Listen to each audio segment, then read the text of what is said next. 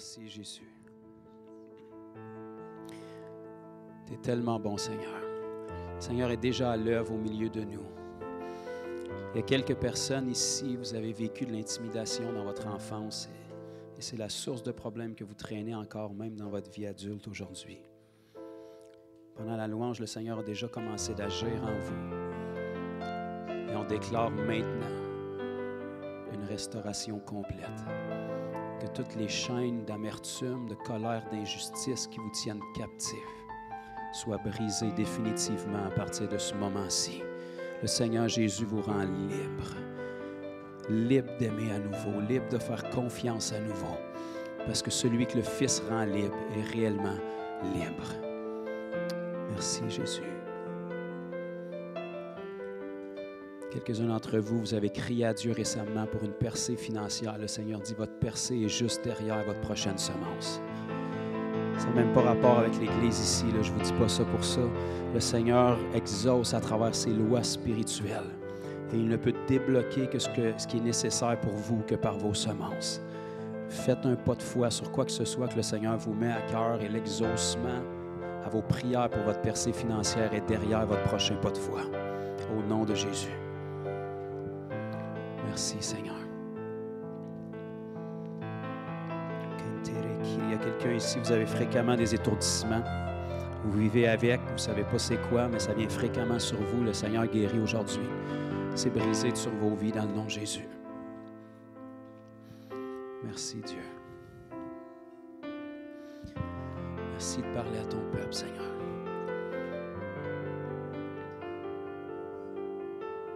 Merci pour la parole que tu as donnée à travers notre sœur Lise. Merci, Seigneur, de nous amener encore davantage dans la moisson. Qu'on puisse être tes mains, tes pieds, ta bouche. Que notre plus belle qualité soit notre disponibilité, Seigneur. Sans toi, on ne peut rien. C'est ta moisson, c'est ton Église. On veut simplement contempler la splendeur de ce que tu as planifié pour cette époque, pour cette génération, depuis toute éternité. Et on veut te remercier pour le privilège qu'on a d'avoir été choisi par toi pour vivre dans un temps comme celui-ci. Que notre lumière brille tellement fort, Seigneur, qu'on en soit même ébloui nous-mêmes. Merci de nous aider à avoir l'audace d'aller au-delà de nos faiblesses, au-delà de notre chair, au-delà de nos craintes, au-delà de nos questionnements. Déverse un climat de foi sur ton Église, Seigneur. Que l'incrédulité soit brisée, que les jougs de la peur soient complètement anéantis et qu'un feu dévorant brûle en nous de te faire connaître, Seigneur. Merci que des flammes de feu puissent sortir de notre bouche lorsqu'on parle. Tu dis, ma parole n'est-elle pas comme un marteau qui brise le roc? Fais que ta parole dans nos bouches puisse briser les cœurs les plus endurcis et que notre voix puisse continuer de faire écho dans la vie de chaque personne dans laquelle on a déversé ta bonne nouvelle, Seigneur. Merci d'empuissancer ton Église. Merci de faire du petit troupeau qu'on est ici, des gens qui sont contagieux, des gens qui répandent l'agréable odeur de ta connaissance partout où est-ce qu'on est. Une Église de sainteté et de puissance. Une Église de sainteté et de puissance. Une Église de sainteté et de puissance. Que tu puisses toujours faire régner une sainte crainte de Dieu au milieu de nous. Que la tiédeur ne trouve pas sa place, que le péché ne trouve pas sa place. Merci de nous permettre d'avoir un cœur repentant chaque fois où on vient dans ta présence. Que quoi que ce soit qu'on a pu dire ou faire qui a attristé ton Saint-Esprit soit mis en lumière dans nos vies et qu'on soit dépouillé des choses du vieil homme. Façonne-nous à ton image, Seigneur, parce qu'on a désespérément besoin de toi. Et cette nation a besoin de toi, Jésus. Merci pour le précieux dépôt que tu as placé en nous. Excite-nous par ta parole ce matin, à la foi et aux bonnes œuvres. Que l'esprit de révélation vienne sur chacun de nous. Que ce ne soit pas ma voix qui soit entendue, Seigneur, mais la tienne, qui perce au-delà des doutes, au-delà des craintes, et qui vient résonner et donner vie à notre esprit. Au nom de Jésus. Amen. Alléluia.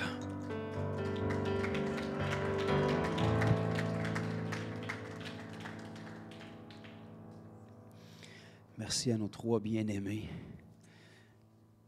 Jésus, Jésus, Jésus. Jésus en Annie, Jésus en Joliane, Jésus, hein? Édouard! Est-ce qu'on peut les remercier?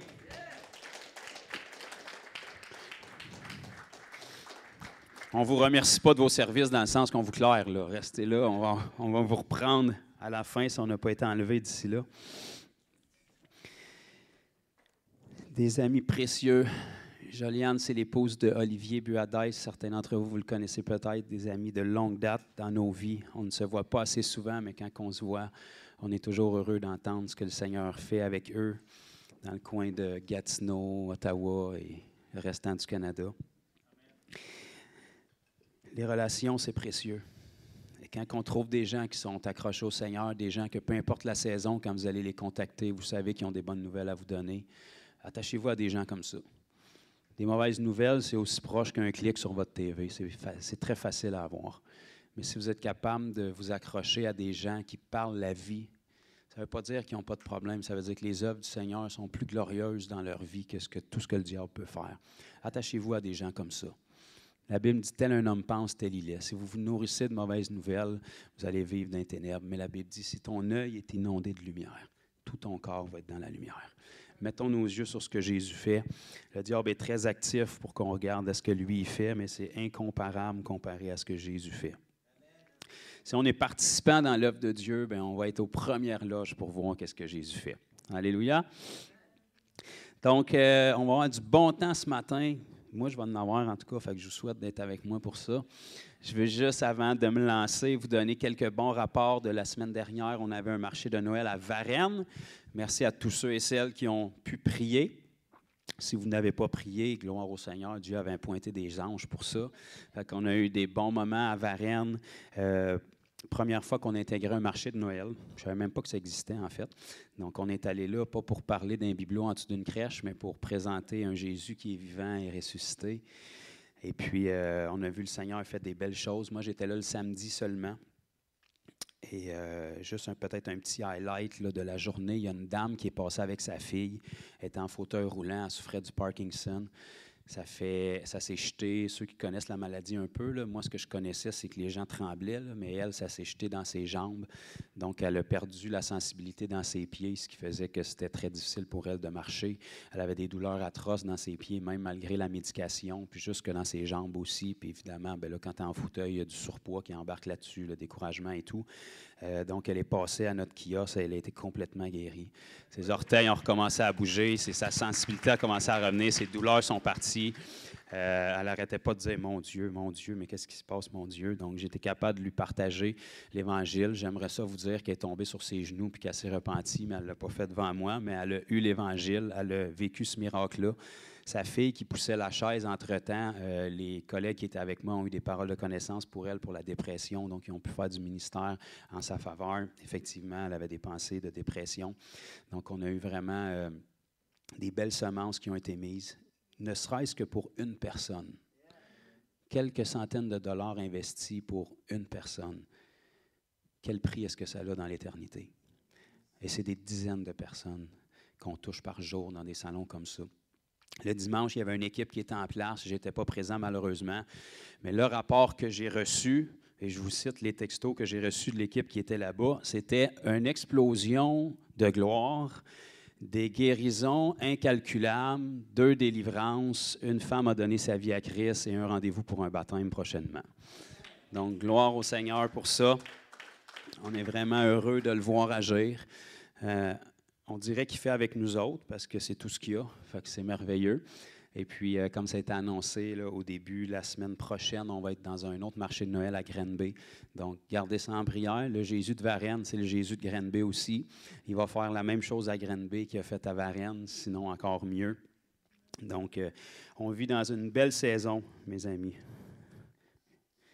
Il y a une catégorie de l'Église qui vivent dans un bunker pour s'isoler en attendant le bateau de sauvetage, mais il y en a un autre qui réalise qu'on est dans une saison où est-ce qu'on peut briller plus que jamais. On va parler un petit peu de ça ce matin. Il y a quelques semaines, ceux qui n'étaient pas endormis ce matin-là, on avait pris la communion ensemble. Et puis avant de prendre la communion, j'avais enseigné un petit peu sur le don des prophéties. Est-ce qu'il y en a qui étaient présents d'esprit ce matin-là, à main levée? Quelques-uns. Merveilleux. Donc, après, quand on a pris la Sainte Seine ensemble, on s'était exercé à donner des paroles prophétiques et autres. Je vous avais dit qu'on irait dans les dons prochainement. Ça va être ce matin qu'on va faire ça par la grâce de Dieu.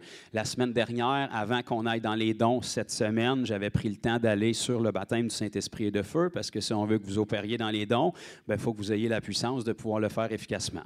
Donc, si vous n'étiez pas là, allez réécouter l'enseignement. Il va être prochainement sur YouTube. Donc, ce matin, on va essayer d'aller un peu plus dans les autres dons. Donc, je pense que vous comprenez déjà d'avance que s'il y a 9 dons, je n'aurai pas le temps de les couvrir ce matin. Ça peut me prendre environ 1 mois pour en couvrir un, fait que je pense qu'on va essayer de faire un condensé. On va toucher moins aux dons de prophétie parce qu'on y a touché plus il y a quelques semaines. Donc, je vous encourage dans les prochaines semaines, si vous n'étiez pas là à cet enseignement-là, les vidéos vont être mises en ligne aussi. Donc, on va définir un peu plus ce que c'est les dons du Saint-Esprit ce matin. En fait, les dons du Saint-Esprit, c'est des dons du Saint-Esprit. Fait que si le Saint-Esprit est Dieu puis il vous donne un cadeau, la meilleure façon d'attrister quelqu'un dans la vie, c'est quand il vous donne un cadeau, vous le dédaignez ou vous ne le recevez pas, mettons. Essayez-les si vous ne l'avez jamais fait, là. Mais s'il y a quelqu'un dans notre vie qu'on ne veut surtout pas attrister, c'est le Seigneur. Si le Seigneur vient vivre en nous, tu sais, quand il vient en vous, il ne vient pas stand-by, là. Tu sais, je viens un petit peu, j'amènerai mes meubles plus tard si ça fonctionne. Non. Si vous dites oui, c'est un Dieu d'alliance qui a dans l'idée que c'est pour l'éternité si vous ne renoncez pas à lui. Fait que quand il vient avec qui il est. Fait qu'il amène tous ses meubles, il amène son royaume, puis il amène ses dons. Donc, s'il vient avec ses dons, bien, il va être reçu comme il est. Puis une bonne façon de recevoir les dons que le Seigneur a pour nous, bien, c'est de leur donner la valeur qu'ils ont. Puis pour leur donner la valeur qu'ils ont, c'est de l'utiliser pour le but pour lequel il nous les donne. Merci, mon frère Jeffrey. Donc, ceux qui veulent être inspirés par Jeffrey, si vous êtes en accord, vous pouvez fréquemment dire « Amen »,« Oui, je le veux », ainsi soit-il, des trucs comme ça. Alléluia. Donc, on va définir vraiment le but, l'idée des dons, OK?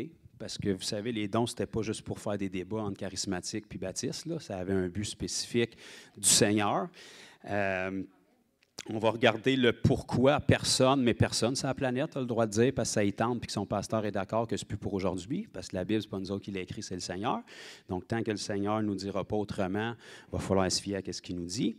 Et puis après ça, l'idée, ce n'est pas de remplir un samedi de plus dans votre agenda, c'est que vous puissiez retenir quelque chose dans le but d'appliquer quelque chose. Donc, tous ceux ici ce matin qui n'ont pas l'intention de fonctionner dans les dons, vous venez de sauver du temps, vous pouvez aller dîner tout de suite. Tous ceux qui ont l'intention de fonctionner dans les dons du Saint-Esprit, bien, vous allez certainement retirer quelque chose du temps qu'on va avoir ce matin. Donc, on va regarder le but de Dieu pour les dons. On va regarder même dans l'Ancien Testament, parce que le Seigneur nous préparait déjà à cette époque-là. Puis juste de saisir ça, ça va nous donner une meilleure idée du pourquoi on a ça dans le Nouveau Testament. Et puis, on va essayer d'en définir quelques-uns, et on n'aura certainement pas le temps de tous les faire. Donc, les dons sont des dons du Saint-Esprit, et le Saint-Esprit, vous l'avez reçu en vous dès le moment que vous avez dit oui à Jésus. Ça, c'est « oui, je le veux » comme une fiançaille. Il est venu vous sceller, il vous a glissé la bague de fiançailles dans le cœur par son Saint-Esprit. La Bible utilise les termes qu'on a reçus les arts de l'Esprit. Ça, c'est là où tous les chrétiens disent « Amen » sans rien comprendre. Là, mais les arts, ça veut dire c'est une garantie, un dépôt ou un gage. Donc, avant un mariage, il y a une bague de fiançailles qui dit si le monsieur il a pris la peine de mettre la main dans sa poche pour te payer une bague, ça veut dire qu'il y a un minimum d'intérêt de te marier un jour. Donc, ce n'est pas une garantie.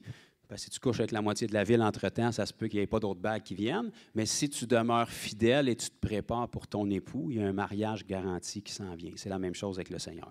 Donc, ce sceau-là, il vient le mettre dans notre cœur, mais on a vu, je pense, assez clairement la semaine dernière, qu'il y a encore plus que ça pour nous, parce qu'il ne nous sauve pas juste pour qu'on flotte ces nuages un jour dans l'éternité. Il nous sauve pour qu'on soit des témoins ici-bas.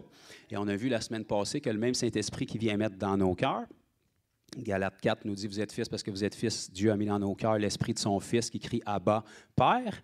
Ce même Saint-Esprit-là, il doit venir aussi sur nous. Donc, j'ai essayé de vous faire rire la semaine passée en me vidant ma bouteille d'eau dessus. Vous comprenez que le Saint-Esprit en nous, c'est une chose. Le Saint-Esprit sur nous, c'est une autre chose. Le même Saint-Esprit à 2 endroits pour 2 fonctions différentes. Il y a un Jésus, mais il est allé au bois des Romains pour nos maladies, puis à la croix de Golgotha pour nos péchés. Est-ce qu'on comprend ce principe-là?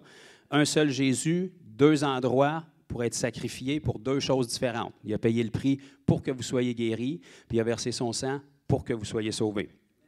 Quand le Saint-Esprit est venu, c'est la même chose.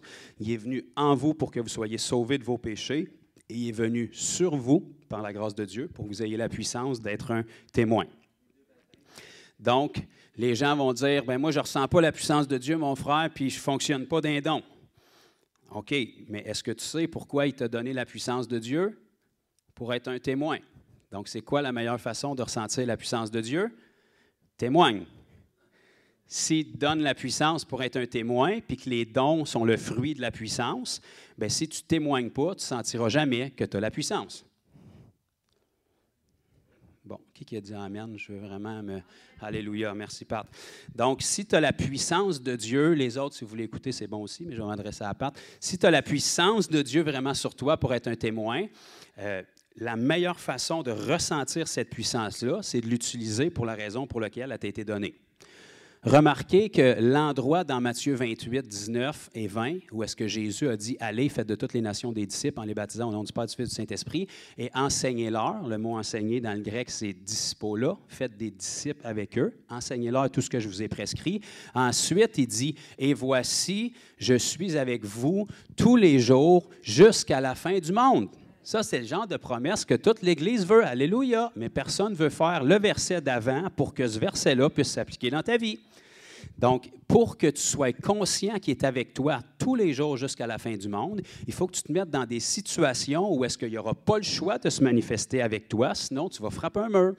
Puis la meilleure façon pour être capable de ressentir que le Seigneur est avec nous tous les jours jusqu'à la fin du monde, c'est de remplir le verset 19 qui nous dit d'aller et de faire de toutes les nations des disciples. Merci, Pat. Donc, on va regarder ensemble dans l'Ancien Testament un petit peu en survol avant qu'on aille dans le Nouveau. Tout premièrement, le Saint-Esprit, quand il vient en vous, il vient avec ses 9 dons.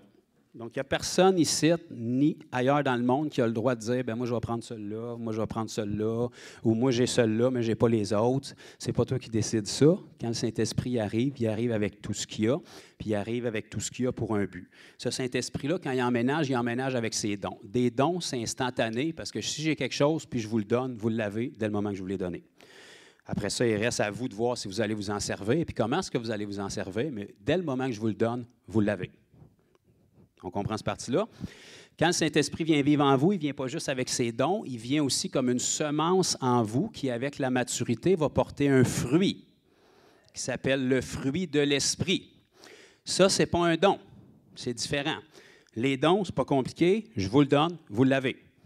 Un fruit, c'est différent. Tu commences par planter une graine, t'attends, puis à un moment donné, ça porte un fruit, puis quand ça porte un fruit, il n'est pas prêt encore, il a besoin de mûrir, puis à un moment donné, là, il est prêt, là, il est bon, puis tout le monde l'aime. OK?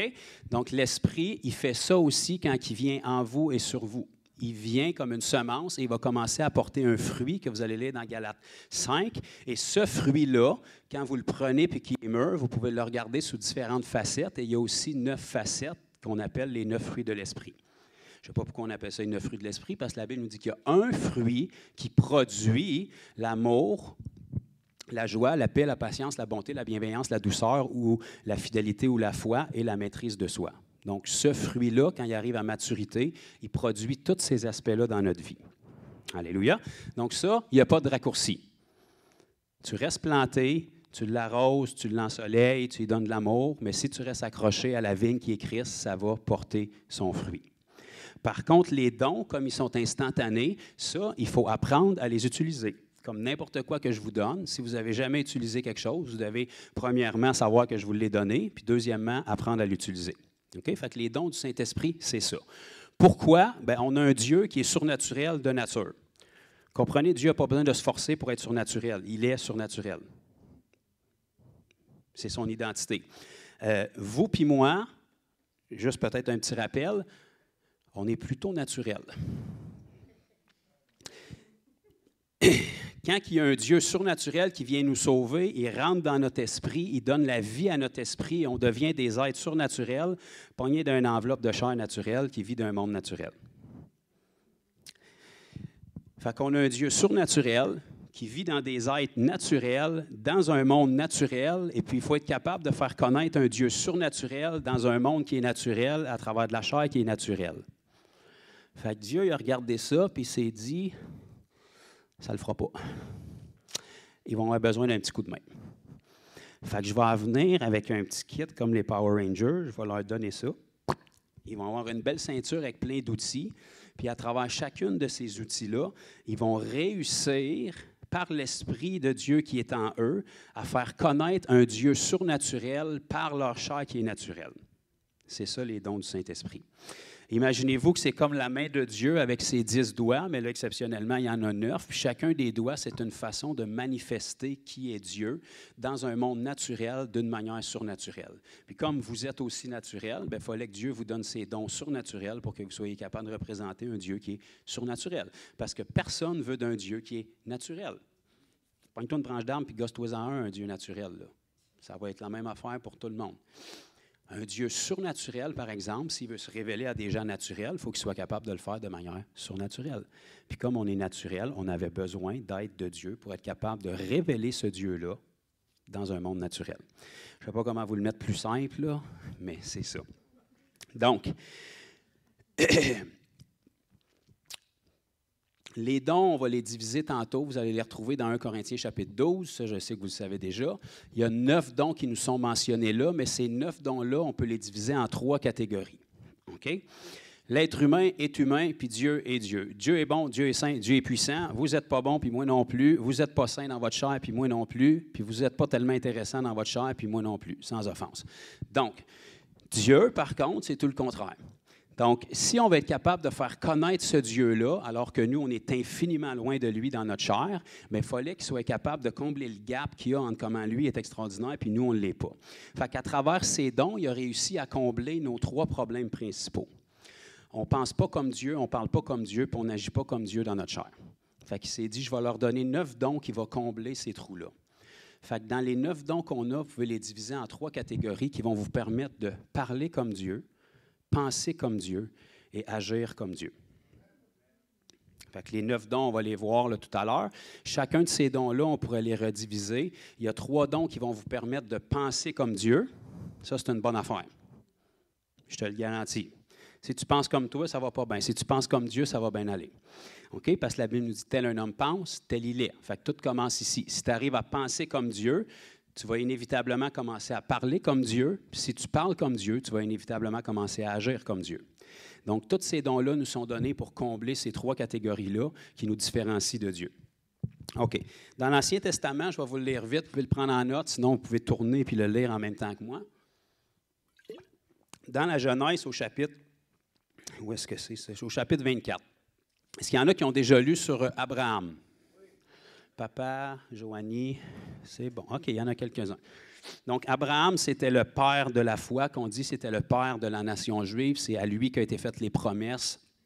Abraham qui a eu Isaac, Jacob et ensuite la nation juive est sortie de là. Donc, Abraham, Dieu va prendre une image dès la Genèse. C'est le premier livre de notre Bible, soit dit en passant. Donc, dès la Genèse, il va nous donner une image extraordinaire des dons du Saint-Esprit et de pourquoi est-ce qu'on en avait besoin. Donc, ceux qui veulent, prenez-le en note, mais je vais vous le vulgariser. Donc, vous avez Père Abraham, à un moment donné, qui a eu un fils qui s'appelle Isaac, le fils de la promesse, selon ce que Dieu lui avait dit. Puis à un moment donné, cet Isaac-là, il est arrivé à un âge mature où est-ce comme à peu près n'importe quel homme sur la planète, il voulait avoir une femme. Je ne sais pas pourquoi on est fait comme ça. Donc, Père Abraham a décidé de mettre quelque chose en place pour trouver une femme adéquate pour son fils. Donc, vous avez Père Abraham qui, à un moment donné, décide de choisir un de ses serviteurs pour l'envoyer dans un pays éloigné pour être capable de trouver une épouse pour son fils et la ramener vers son fils à la maison. Fait que je vais vous redire ça tranquillement, puis je vais mettre de l'intonation sur certains termes, puis je pense qu'il y a peut-être des choses qui vont décliquer. Donc, vous avez le père Abraham qui va envoyer son plus fidèle serviteur dans une contrée éloignée pour trouver une épouse à son fils et la ramener vers son fils bien-aimé. Est-ce qu'il y en a qui commencent à saisir des petites choses tranquillement? Donc, vous allez remarquer que lorsque Père Abraham mandate son plus fidèle serviteur. Il va l'envoyer dans une contrée éloignée, mais il ne l'envoiera pas les mains vides. Il va l'envoyer avec les Cadillacs de l'époque, qui étaient des chameaux, et il va lui dire, tu vas partir dans une contrée éloignée pour chercher une épouse pour mon fils. Trompe-toi pas, s'il te plaît, c'est mon fils, ramène-moi ce qu'il y a de l'allure.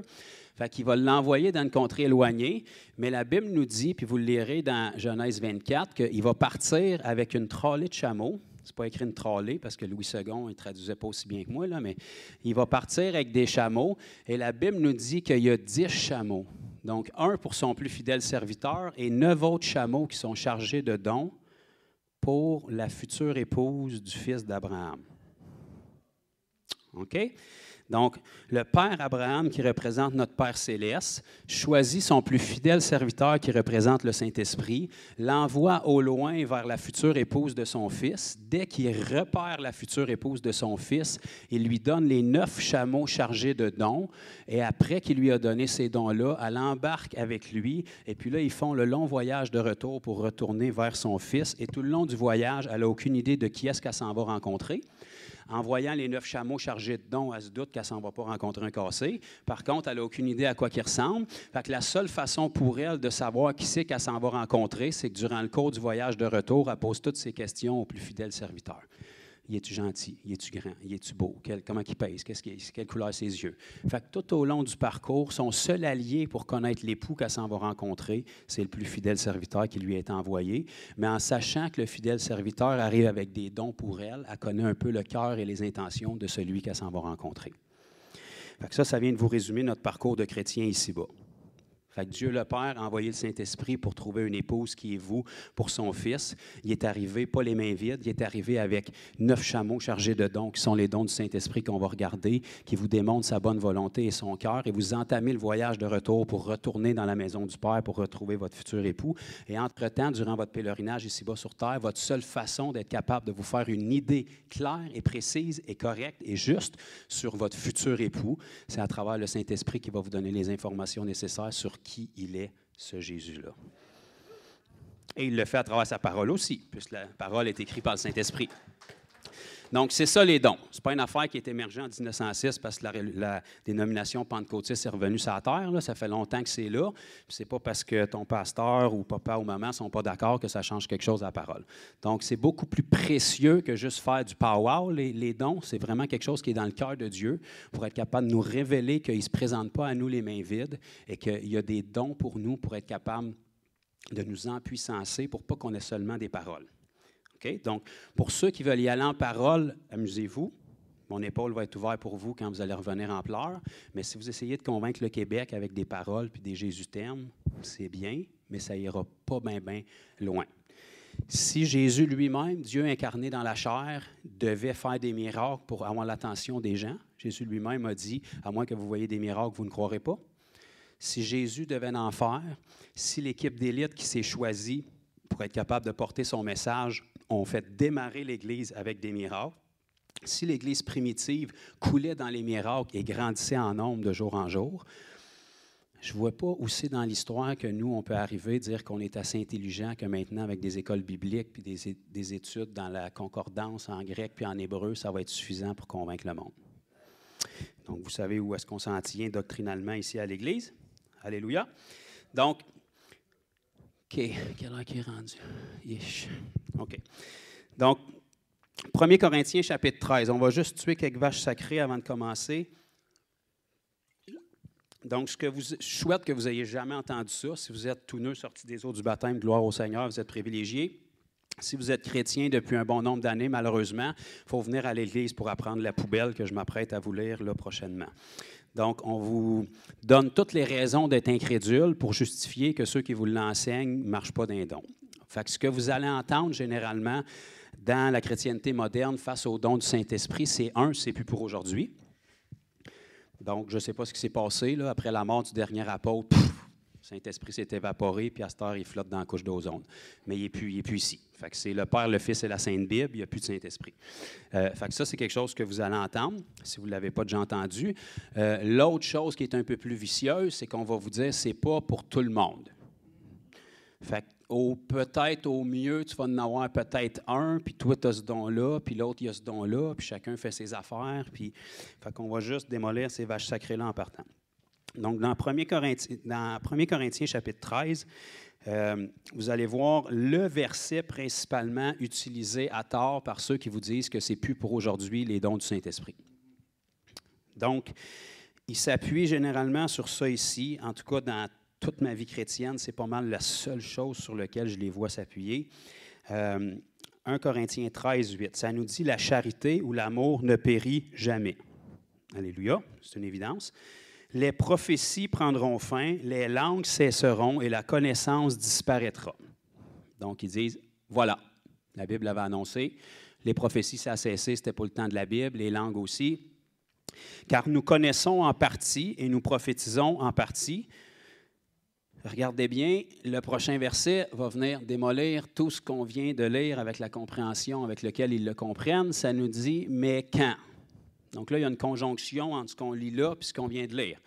Donc, ce qu'on vient de lire, que les choses vont cesser, ça va arriver quand ce qui est parfait sera venu, alors et alors seulement, ce qui est partiel disparaîtra.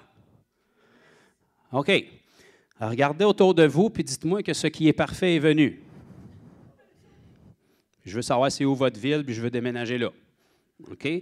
Le parfait est venu, mais il n'a pas établi encore parfaitement ce qui doit être établi. Ça ne va pas bien du tout dans le monde. Bon, c'est pas ça, c'est pas une révélation, j'imagine que vous avez saisi. Ça ira pas mieux demain, puis l'année prochaine, vraiment pas mieux. Je ne sais pas si vous avez remarqué, juste dans les 5 dernières années, là, on a pogné une drop d'à peu près 50 ans en déchéance. Là. Donc, ce qui est parfait n'est pas encore venu. Ce qui est parfait, ça fait référence au royaume de Dieu qui va être établi seulement quand Christ va revenir à la fin des tribulations. Et là, il va établir un règne de paix pour la première fois. Donc, depuis la chute de nos premiers parents, il n'y a jamais eu de parfait ici-bas sur terre, il n'y a jamais eu de paix. C'est la guerre. Okay? Donc, seulement quand ce qui est parfait va être venu, alors le partiel disparaîtra. Donc, c'est pour ça que la Bible nous enseigne aussi maintenant 3 choses demeurent. La foi, l'espérance et l'amour, mais la plus grande des 3, c'est l'amour. Pourquoi? Parce que l'amour, elle va demeurer éternellement. Dans 5000 ans au ciel, on va s'aimer encore, puis on va aimer le Seigneur encore. Par contre, ce qu'il n'y aura pas dans 5000 ans, c'est que tu n'auras plus besoin de foi.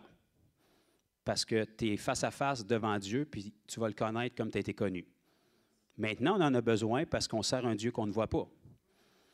L'espérance, c'est l'espérance qu'il va régénérer nos corps autant convenable, comme il nous a promis par le dépôt de son Saint-Esprit en nous. Mais bien qu'on soit régénéré dans l'éternité avec les anges qui nous entourent, la grande nuée de témoins, puis le trône de Dieu face à nous, pas besoin de trop d'espérance, là.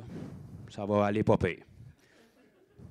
Fait que la foi est bonne en ce moment, l'espérance est bonne en ce moment, mais ils sont temporaires parce que dans l'éternité, on n'aura plus besoin de cette foi-là, on n'aura plus besoin de cette espérance-là, mais l'amour, elle va demeurer pour l'éternité. Parce que l'amour, ce n'est pas quelque chose, c'est quelqu'un, Dieu. Et l'éternité, c'est la dimension de Dieu. Donc, ceci étant dit, tant que ce qui est parfait ne sera pas venu, on vit encore dans le partiel. Donc, il y a encore des prophéties, puis il y a encore des langues, parce que le parfait n'est pas venu. Donc, quand ce qui est parfait sera venu, l'établissement du royaume de Dieu ici-bas, ce qui est partiel disparaîtra. Alléluia. Donc, retenez ces versets-là. Pour la prochaine fois, vous allez rencontrer un incrédule qui a été mal enseigné puis qui essaie de vous traîner dans son incrédulité. Les langues sont encore pour aujourd'hui, les prophéties sont encore pour aujourd'hui, la guérison est encore pour aujourd'hui, pour la simple et bonne raison, il y a encore du monde malade. Fait que de toute évidence, c'est encore pour aujourd'hui. Si Jésus, dans son corps ressuscité, glorifié, a pris la peine de montrer les trous dans ses mains puis dans son côté, c'est parce qu'il accorde une certaine importance à ça. Vous comprenez qu'il aurait pu se prendre n'importe quel corps glorifié, là. S'il a décidé de garder les trous dans ses mains puis dans son côté, dans son corps éternel glorifié, c'est sérieux, son histoire, là. Si la guérison n'est plus pour aujourd'hui, va y expliquer pourquoi il garde ces trous, là. Si la guérison n'est plus pour aujourd'hui, là, tu viens de te sauver à moitié de ton temps dans la communion, prends juste le vin. Puis je vais te sauver un autre bout de temps, prends pas le vin, parce que s'il n'a pas été meurtri, il n'a pas saigné. Fait que tu ne prends pas la communion. Alléluia. OK. Deuxième fausse croyance, ce n'est pas pour tout le monde. OK? Puis ceux qui croient ça, c'est jamais pour eux autres, dans le fond. C'est pour toutes les autres qu'on ne connaît pas. Là, je ne sais pas, quelqu'un, un moine tibétain qui habite quelque part, mais tout le monde autour d'eux autres, ce n'est pas pour eux autres les dons. Ou lui, il y en a un, ou il l'a des fois, où il faut faire attention, mon frère, tu vas être orgueilleux si tu marches d'un don. Bon, fait qu'on va regarder ce que la Bible dit là-dessus. Donc, dans 1 Corinthiens, chapitre 12, qui est le passage par excellence des dons, on va lire, il y en aurait tellement à lire.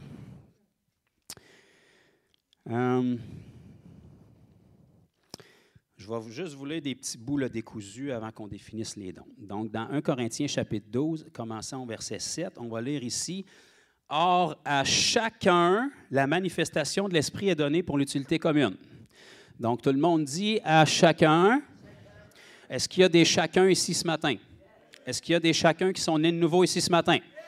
Est-ce qu'il y a des chacun qui sont baptisés du Saint-Esprit ici ce matin? OK, donc tous ces chacun-là, la Bible dit ici, c'est pas moi qui l'ai écrit, gloire au Seigneur, à chacun, la manifestation de l'Esprit est donnée pour l'utilité commune. Donc, si vous êtes un chacun, vous faites partie de ceux pour lesquels la manifestation de l'Esprit vous est donnée pour l'utilité commune. Donc, les dons, ce n'est jamais pour vous. Quand le Seigneur donne, c'est pour les autres. Pourquoi est-ce qu'il me donne une capacité de retenir la parole puis d'être capable de la verbaliser? Ce n'est pas pour moi, c'est pour vous, c'est pour les autres.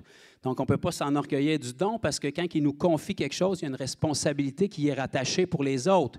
Pourquoi Paul a eu plus de révélations que la majorité des hommes du Nouveau Testament? C'est parce que Dieu l'avait mandaté, pas pour qu'il s'assise dessus, mais pour qu'il la fasse connaître aux autres. Donc, à cause de la quantité de connaissances qu'il avait donnée à Paul, aujourd'hui encore, on en bénéficie parce qu'il l'a donné. C'est la même chose. Tous les dons que le Seigneur manifeste à travers vous, si vous êtes un chacun, c'est pour l'utilité commune, c'est pour que les autres puissent en bénéficier. Donc, déjà là, ici, si les dons ne sont pas pour tout le monde, on a un problème avec le chacun qui est mentionné ici.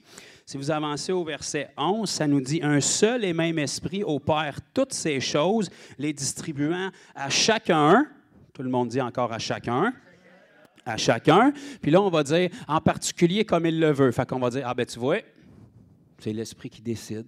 Ben, moi, il a décidé que je n'avais pas. » Ben, ça ne marche pas de même parce qu'il vient de dire à chacun. OK? Comme il le veut, ben, c'est certain parce que c'est utilisé pour ce que lui il veut. Donc, il ne te donne pas le don de prier pour tes Fruit Loops pour qu'il n'y ait pas de sucre dedans le matin parce que ce n'est pas vraiment ça le but. Pour l'utiliser selon ce que lui, il veut, mais c'est pour l'avancement du royaume de Dieu. Donc, pour la même raison que j'ai dit tantôt, si tu te mets dans des situations où est-ce que tu remplis le mandat et tu es un témoin, bien là, il va utiliser les dons qui sont nécessaires à travers toi pour ce qui est le besoin devant toi. Donc, évidemment, si tu n'es jamais face à des malades, tu ne pourras jamais opérer dans le don de guérison. Puis là, tu ne peux pas dire, bien, le Saint-Esprit ne l'opère pas à travers moi. Bien, comment tu veux qu'il l'opère? Tu ne guériras pas ton divan chez vous en écoutant Netflix. Là. Il faut que tu sois face à des malades pour que le don des guérisons opère. Alléluia. Donc, à chacun comme il le veut, bien, c'est certain. Mais qu'est-ce qu'il veut? Il veut l'accomplissement du royaume de Dieu ici-bas sur terre. Donc, tu te mets dans des situations nécessaires pour que tous les dons puissent couler à travers toi. Amen. Verset 29. Oh, ça en est un autre papier. Chapitre 12, verset 29. L'apôtre Paul va poser quelques questions ici qui laissent sans réponse, mais on comprend comme les réponses un peu à travers les branches. Il va dire ici, « Tous sont-ils apôtres? Tous sont-ils prophètes? Tous sont-ils docteurs? » Puis là, il poursuit, mais il y a un petit changement de formulation que les gens ne comprennent pas bien souvent. « Tous ont-ils le don des miracles? Tous ont-ils le don des guérisons? Tous parlent-ils en langue et tous interprètent-ils? » Donc, la majorité des gens vont être d'accord pour dire non à ces questions-là. Puis c'est vrai. Maintenant, est-ce que c'est parce que c'est non que c'est la volonté de Dieu? Non plus. Si je vous pose la question, est-ce que tous sont sauvés? Non. En tout cas, ici au Québec, je pense qu'on peut dire clairement non. Est-ce que c'est la volonté de Dieu que tous soient sauvés? Comment ça qu'ils ne sont pas tous sauvés? Parce qu'ils ont un libre arbitre et ils ont une décision à prendre. Donc, la Bible nous dit dans 1 Timothée, chapitre 2, verset 4, que la volonté de Dieu, c'est que tous viennent à la repentance. Son désir, c'est qu'aucun périsse, mais que tous soient sauvés. Pourtant, on a une grande partie du Québec en ce moment qui n'est pas sauvée. Comment ça? Parce que Dieu est limité par les décisions des gens. Même chose avec les dons ici. Est-ce que tous parlent en langue? Non. Est-ce que c'est parce que Dieu ne veut pas qu'ils parlent en langue? Non. Pourquoi ils ne parlent pas en langue? Parce qu'ils n'en veulent pas, parce qu'ils n'y croient pas. C'est simple comme ça. Est-ce que tous ont le don des guérisons? Non. Est-ce que Dieu veut que tous aient le don des guérisons? Oui. Pourquoi qu'ils ne l'ont pas? Parce qu'ils n'y croient pas, puis ils ne le veulent pas. C'est pas compliqué. Quand tu prêches l'incrédulité à partir du pupitre, c'est sûr que le fruit qui va sortir de ça, c'est l'incrédulité. Fait que si on te dit que c'est pas pour aujourd'hui puis que c'est pas pour toi, bien, les chansons, que tu vas pas le chercher puis tu vas pas y croire. Puis si tu le cherches pas puis tu y crois pas, personne ne va l'avoir. Puis là, les gens vont dire, bien, si c'était pour aujourd'hui, les gens autour de moi l'auraient. Bien non, ils l'ont pas parce qu'on te prêche que c'est pas pour aujourd'hui. Fait que si tu commences à prêcher la foi, il y a quelqu'un quelque part qui va allumer, qui va décider de croire, puis là, quelqu'un va le recevoir, puis là, les autres vont dire, bien, si lui, là, clairement, ça doit être pour aujourd'hui aussi. Fait que soit qu'on le sort de l'Église, ou soit qu'on s'inspire de lui, puis qu'on commence à le recevoir nous autres aussi. Donc, remarquez ici que Paul va faire une distinction. Dans le verset 29, il va dire, tous sont-ils apôtres, tous sont-ils prophètes, tous sont-ils docteurs. Ça, ce n'est pas des dons du Saint-Esprit. C'est 3 fonctions qui nous sont mentionnées comme des dons ministériels dans Éphésiens 4. Ça, ce n'est pas donné à tous, parce que Jacques va nous dire, ne vous mettez pas tous à enseigner parce que vous allez être jugés plus sévèrement. OK? Tous sont nés de nouveau, ceux qui appartiennent à Christ, tous ont l'Esprit, mais tous n'ont pas des dons nécessairement d'enseignement, parce que si tu as de la misère à t'occuper de ton nombril, si tu rentres dans l'enseignement, là, tu n'as même plus le droit d'avoir des problèmes, parce que tu as tous les problèmes des autres qui viennent t'écraser. Fait qu'il faut que tu sois capable de les porter. Puis tu vas être redevable pour les gens que Dieu te donne. Donc, apôtre, prophète, docteur, c'est 3 des 5 ministères qui nous sont mentionnés dans Éphésiens 4. Non, tous ne sont pas apôtres, non, tous ne sont pas prophètes, et non, tous ne sont pas docteurs. Après ça, il va changer sa formule et il va parler de dons. Tous ont-ils le don des miracles? Ah, ça, ce n'est pas des dons ministériels. Ça fait partie des 9 dons du Saint-Esprit qu'on a lu tantôt qui étaient donnés à chacun. Maintenant, est-ce que tous opèrent dedans? Non. Pourquoi? Parce qu'ils n'y croient pas et qu'ils ne le veulent pas. La preuve de ce que je vous dis, c'est que le verset 31, mettons qu'on veut prendre la Bible dans son contexte, le verset suivant, c'est un bon contexte, aspirez aux dons les meilleurs. OK, mais comment est-ce que Paul serait bipolaire de dire les dons, ce n'est pas pour tout le monde, aspirer au meilleur? Hein? Attends un peu, là, Paul. Tu es en train de me dire que les dons ne sont pas pour tout le monde, mais là, tu me demandes d'y aspirer, non pas seulement d'y aspirer, mais d'aspirer au meilleur. Il y a quelque chose qui ne marche pas dans la compréhension qu'on en a faite, là. Si les dons ne sont pas pour moi, qu'est-ce que ça me donne d'y aspirer, puis encore moins d'aspirer au meilleur, qui, selon la Bible, est le don des prophéties, pour la simple et bonne raison que lui s'applique avec n'importe qui en tout temps. Le don des guérisons, il est phénoménal si quelqu'un est malade. S'il n'est pas malade, bien, ça finirait là. La prophétie, par exemple, qui veut dire parler au nom de Dieu, ça ne me dérange pas qui c'est qu'il y a devant toi, ça ne me dérange pas quand, puis il est quelle heure. Dieu peut parler tout le temps. Dieu a quelque chose à dire pour la personne. Dieu peut relever, Dieu peut encourager, Dieu peut révéler son futur, Dieu peut débloquer quelque chose dans sa vie. Donc, c'est le meilleur des dons parce qu'il s'applique avec tout le monde et en tout temps. Alléluia. Donc, la Bible nous dit ici, par le même Paul, dont ces paroles sont tordues dans les versets précédents, puis c'est un commandement, c'est un impératif, aspirez aux dons les meilleurs. Bon, si le Seigneur veut, il me les donnera. Non, non, non. Aspirez aux dons les meilleurs. Il te les a donnés, il a aménagé avec, surtout si tu es baptisé du Saint-Esprit. Maintenant, il ne les utilisera pas pour toi. Même si le Seigneur peut couler à travers le don des guérisons, à travers tes mains, il ne mettra pas ta main sur un malade. Il va falloir que tu mettes ta main dessus. Même si tu as le don de parler en langue, il ne te possédera pas la bouche. Il va falloir que tu rouvres ta bouche puis que tu commences à parler pour qu'il coule à travers le don des langues. Même chose avec la prophétie. Tu ne commenceras pas à prophétiser sur une transe, là. Il va falloir que tu rouvres ta bouche pour parler les petites choses qui t'ont inspiré, puis à mesure où tu fais le pas de foi, il t'en inspire d'autres. C'est ça la prophétie. C'est pour ça que la Bible nous dit qu'on prophétise en partie, parce que le Seigneur ne parle plus audiblement de l'extérieur la majorité du temps quand on est né de nouveau. Si c'est comme ça, c'est un ange qui vous parle. Okay? Un autre petit cue, si vous pouvez saisir, là. Les chrétiens ont peur qu'on parle de ça, fait que je vais en parler, parce qu'ils ont tellement trempé dans le New Age, toutes sortes de patentes, là. Ce n'est pas dans cette direction-là que je vous amène, là. Mais les anges sont des esprits au service de Dieu, envoyés pour exercer un ministère en notre faveur. De nombreux endroits dans la parole, les anges ont parlé à des enfants de Dieu. Maintenant, il faut vous distinguer par le message qui est véhiculé si ça vous tourne vers Christ, parce qu'ils ne vont jamais aller à l'encontre de la parole. Par contre, si c'est un ange qui vous parle, vous allez l'entendre de l'externe. Quand c'est le Seigneur qui vous parle, c'est dans votre esprit que vous l'entendez. Fait que vous allez comprendre la différence comme ça. Mais si ce que vous entendez vous amène à l'extérieur de la parole, ce n'est pas un ange de Dieu. C'est peut-être un ange, mais ce n'est plus un ange de Dieu. Les chansons que ce n'est même pas un ange, c'est juste un démon. Puis là, je veux refermer ce débat-là avant qu'on rouvre dedans. Mais vous comprenez la différence. Donc, les anges, certainement, peuvent faire du ministère auprès de nous. Mais la voix va être différente. Parce que la voix de l'esprit parle dans notre esprit, puis la voix d'un ange, elle est externe. Les anges ne rentrent pas dans vos corps, là. C'est pas comme ça que ça marche. Mais ils vont véhiculer le même message, puis ils vont vous amener à accomplir la volonté de Dieu. Donc, ceci étant dit, si la Bible nous demande d'aspirer aux dons les meilleurs, ça veut dire que le Seigneur va toujours nous donner selon notre foi. Premièrement, on ne peut pas aspirer à quelque chose dans lequel on ne croit pas. Deuxièmement, on ne peut pas aspirer dans quelque chose qu'on ne connaît pas. Puis si on veut aspirer à quelque chose puis savoir qu'on est arrivé, il faut commencer à faire des pas de foi pour être utilisé. Tout simplement. Puis plus les dons vont se manifester, n'importe quel don peut être approfondi. Okay? C'est le même don. Par exemple, la parole de connaissance, tu peux dire j'ai l'impression qu'il va faire beau aujourd'hui. Bon, tu es pas mal dans des eaux sécuritaires, mettons, surtout si c'est l'été. Si tu rajoutes j'ai l'impression qu'il va faire 25 degrés avec 35 d'humidité de telle heure à telle heure, bien là, on commence à aller un petit peu plus loin. Okay? C'est le même don qui peut opérer, mais à différents niveaux puis dans différentes profondeurs. Okay? Puis ce qu'on veut, c'est qu'on ne veut pas seulement commencer à opérer dans un don, on veut opérer dans tous les dons, et dans tous les dons, on veut être capable de les amener encore plus loin. Comme le don des guérisons, ça peut être « Sois guéri au nom de Jésus ». Alléluia, il est guéri. Ça peut être « Je crache dessus, puis il est guéri ». Ça, c'est un autre niveau.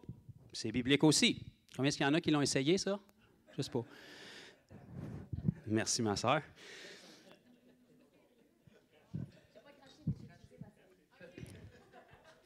Ça peut être un autre niveau, comme je fais souvent l'été, avec notre ombrage. C'est la même guérison. Mais si Pierre a guéri avec son ombrage, on peut le faire aussi. Donc, vous comprenez que c'est le même type de guérison, mais il va être opéré à des niveaux différents selon l'analogie de la foi de la personne qui l'opère, parce que le Seigneur, il est sans limite. Vous n'arriverez jamais avec un pas de foi qui va vous dire « Oh, minute, là! J'admets ton zèle, mais on va se la pédale un peu. Là. Je suis Dieu, mais là, ça, c'est quand même...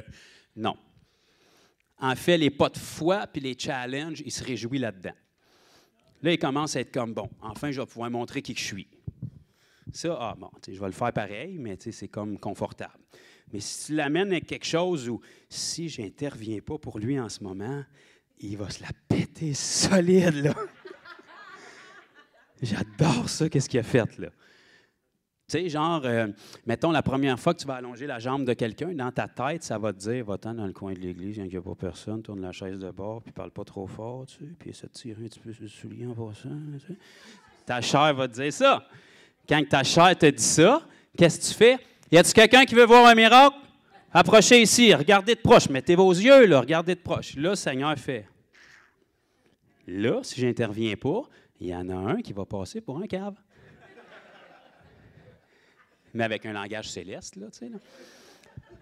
Vous, c'est ça que vous êtes complètement fêlés ou que vous êtes rempli de courage tout d'un coup. Dieu, qu'est-ce qu'il voit? De la foi. Parce que là, c'est clair que c'est en dehors de vos compétences. Tu sais, Élie aurait pu se contenter de faire descendre le feu du ciel. Tu as une coche de plus. Amenez de l'eau. Mettez-en. De toute façon, moi, je ne fais pas descendre ça de feu du ciel. Fait que si c'est le Seigneur qui le fait, on va s'arranger pour qu'il le fasse pour de bon.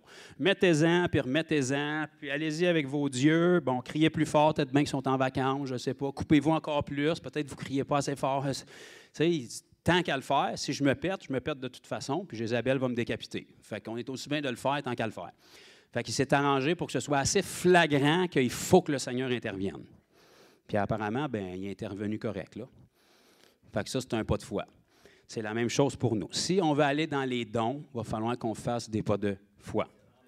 OK. Donc, chapitre 14. Un autre petit point juste pour vous démontrer encore que c'est pour tous. On n'a même pas touché aux dons concrètement encore. Chapitre 14, verset 5. Ça fait partie du contrat de G. Si tu veux savoir si tu es obligé de les accepter, là, ça a déjà été placé. Fait que si tu ne les acceptes pas, bien, tu passes à côté de quelque chose que le Seigneur veut pour toi. Verset 5. « Je désire que vous parliez tous en langue. » Ça, ce n'était pas des prémices du COVID là, quand c'est écrit « tous ». C'était juste « tous », ça voulait dire « tout le monde ».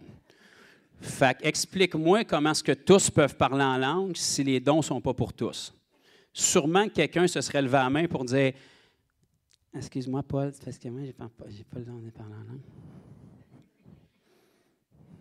Non, s'il dit « Je désire que vous parliez tous en langue », bien certainement, c'est parce que c'était possible que tous parlent en langue. C'est pas assez, il va rajouter « mais encore plus que vous prophétisiez ».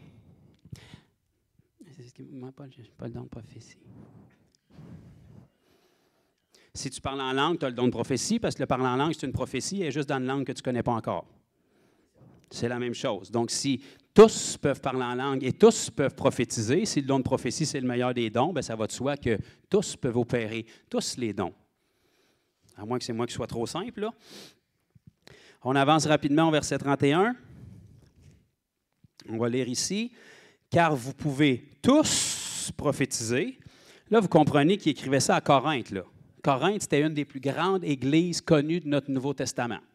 La ville de Corinthe, les historiens, ils établissent qu'à cette époque-là, il devait y avoir à peu près 700 000 habitants. Il y avait un port marin qui était là, c'était un gros centre commercial.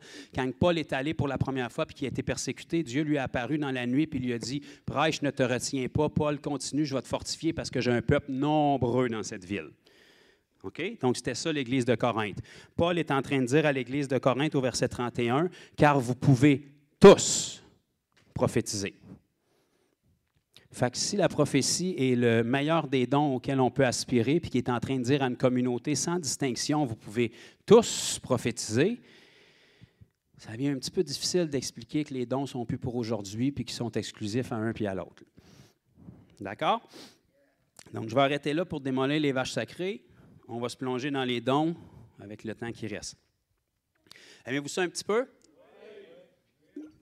Super. Donc, les 3 catégories de dons, on va revenir dans Corinthiens 12.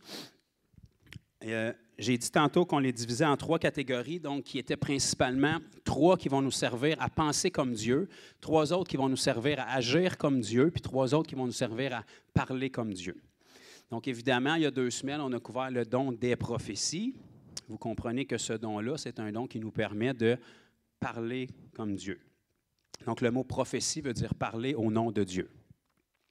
Donc, c'est pareil comme si c'est Dieu qui est en train de parler, c'est juste qu'il prend votre bouche. Dans l'Ancien Testament, vous aviez ça aussi, et les prophètes, dans ce temps-là, ils disaient « Ainsi parle l'Éternel ». Mais ils passaient à travers leur bouche. Donc, c'est l'Éternel qui parlait à travers leur bouche, parce que quand l'Éternel parle, généralement, bien, le monde, il s'effondre à terre, puis ils ont peur. Fait que quand il passe à travers la bouche d'un prophète, ça passait mieux. Dans le Nouveau Testament, vous allez retrouver beaucoup moins de « Ainsi parle l'Éternel », parce que ce n'est pas un Dieu qui parle de l'extérieur qu'on entend puis qu'on répète, c'est un Dieu qui parle de l'intérieur. Donc, c'est des dons d'inspiration. C'est pour ça que la Bible nous dit tantôt qu'on prophétise en partie.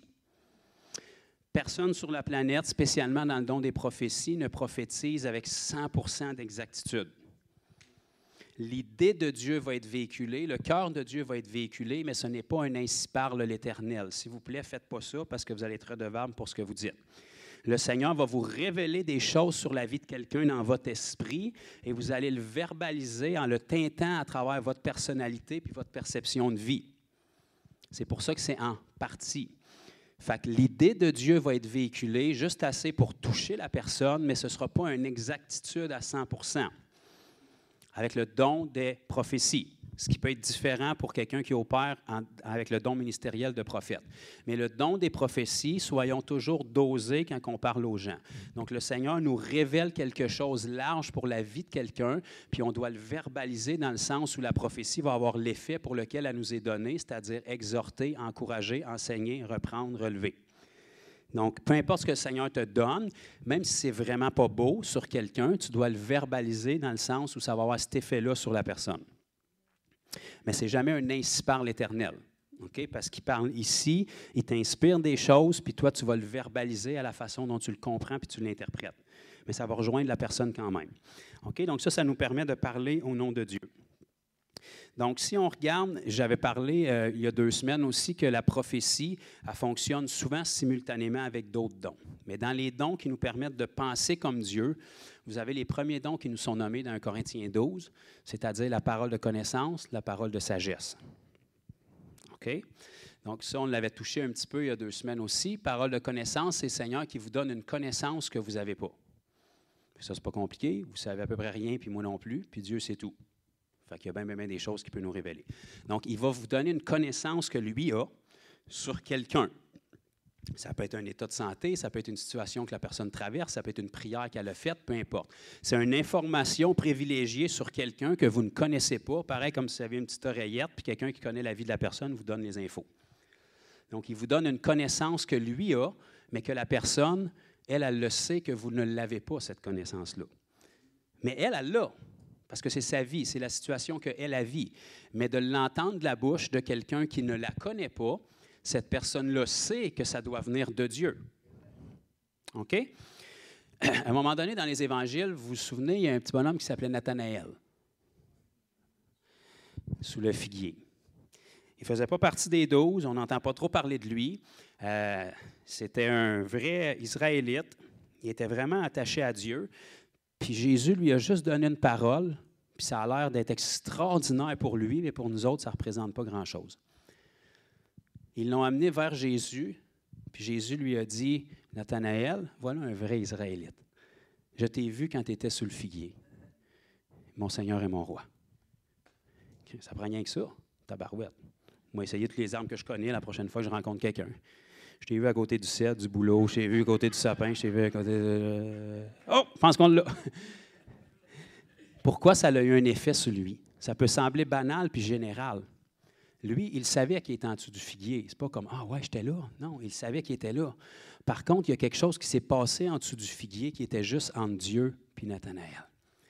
Sachant qu'il allait rencontrer Jésus puis que c'était un homme qui craignait Dieu, mais il voulait être sûr de ne pas se faire tromper, probablement que Nathanaël a dit quelque chose comme « Si cet homme-là vient de toi, Dieu, je veux le savoir, je veux que tu me le prouves. » Possiblement qu'il a fait un pacte juste entre lui et Dieu. Mais quand il est allé vers Jésus, puis Jésus lui a dit « Je t'ai vu sous le figuier », il est en train de dire quoi?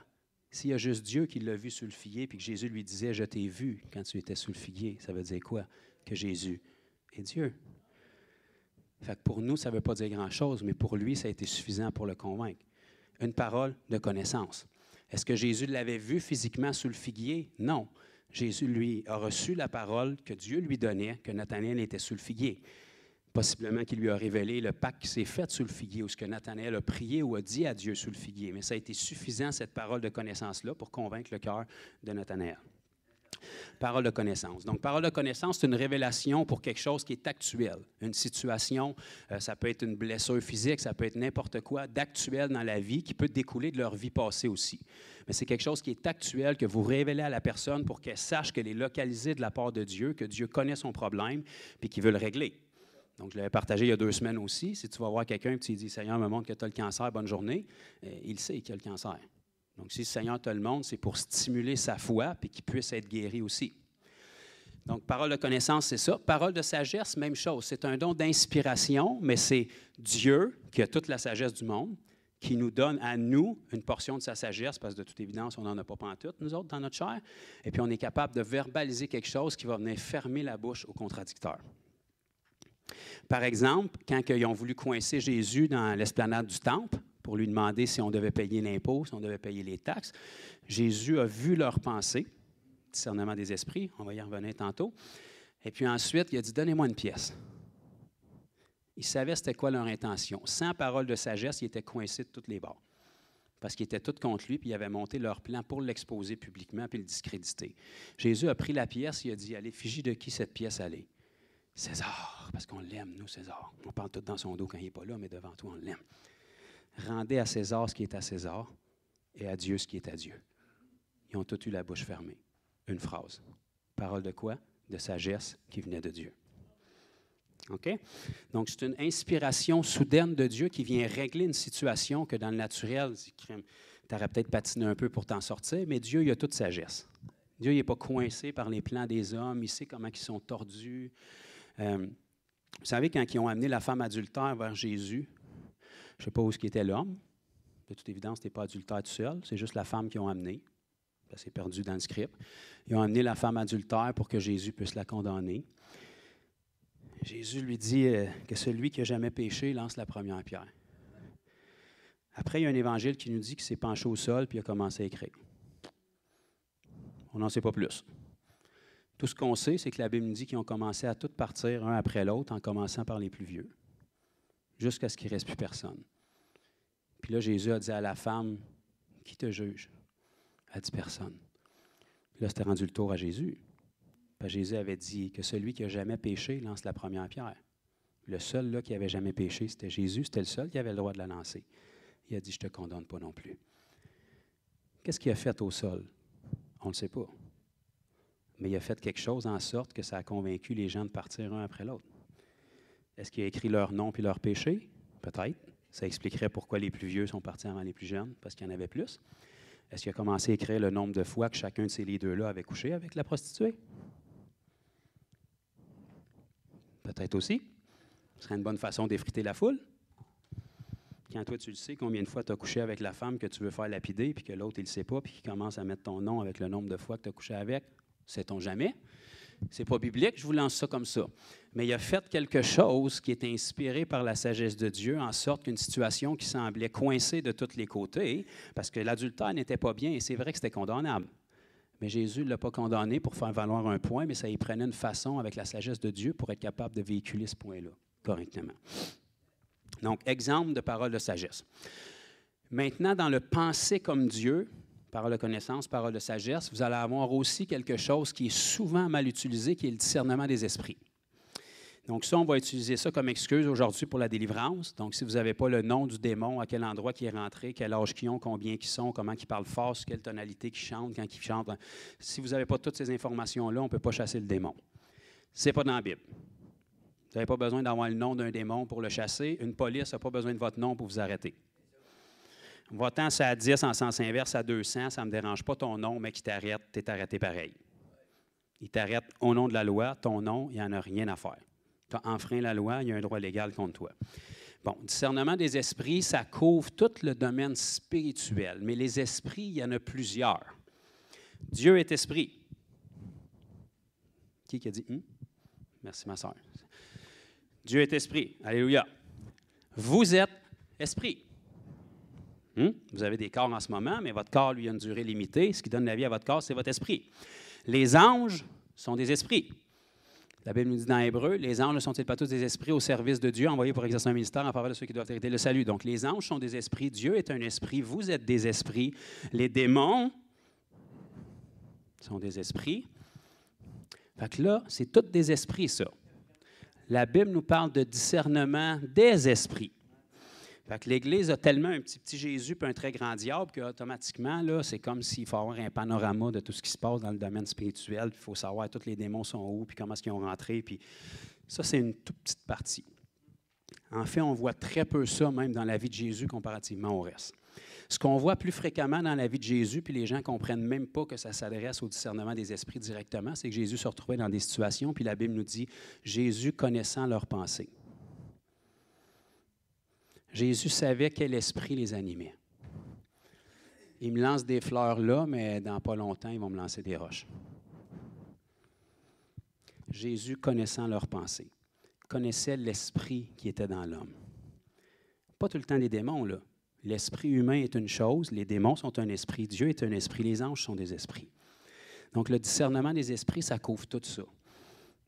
Discernement, quand tu es avec quelqu'un, tu es capable de discerner assez rapidement quel esprit qu'il y a dans cette personne-là. Avant même de parler de démons. L'esprit de cette personne-là. Quand Paul parlait à Timothée, il lui disait le même esprit de foi qui était dans ta mère puis ton arrière, ta grand-mère, habite en toi. Ce n'est pas un démon de foi ou un ange de foi. Là. Il parlait d'une prédisposition de l'esprit de la personne. Donc, discernement des esprits, c'est tout ça aussi. Quand vous parlez avec quelqu'un, à travers le discernement des esprits, vous êtes capable de voir quels sont les motifs qui sont dans le cœur de quelqu'un. Quand Jésus a lavé les pieds de Judas, avant d'être trahi, il savait très bien l'esprit qui était en Judas. Avant même que le démon rentre, là, je parlais de l'esprit de Judas lui-même.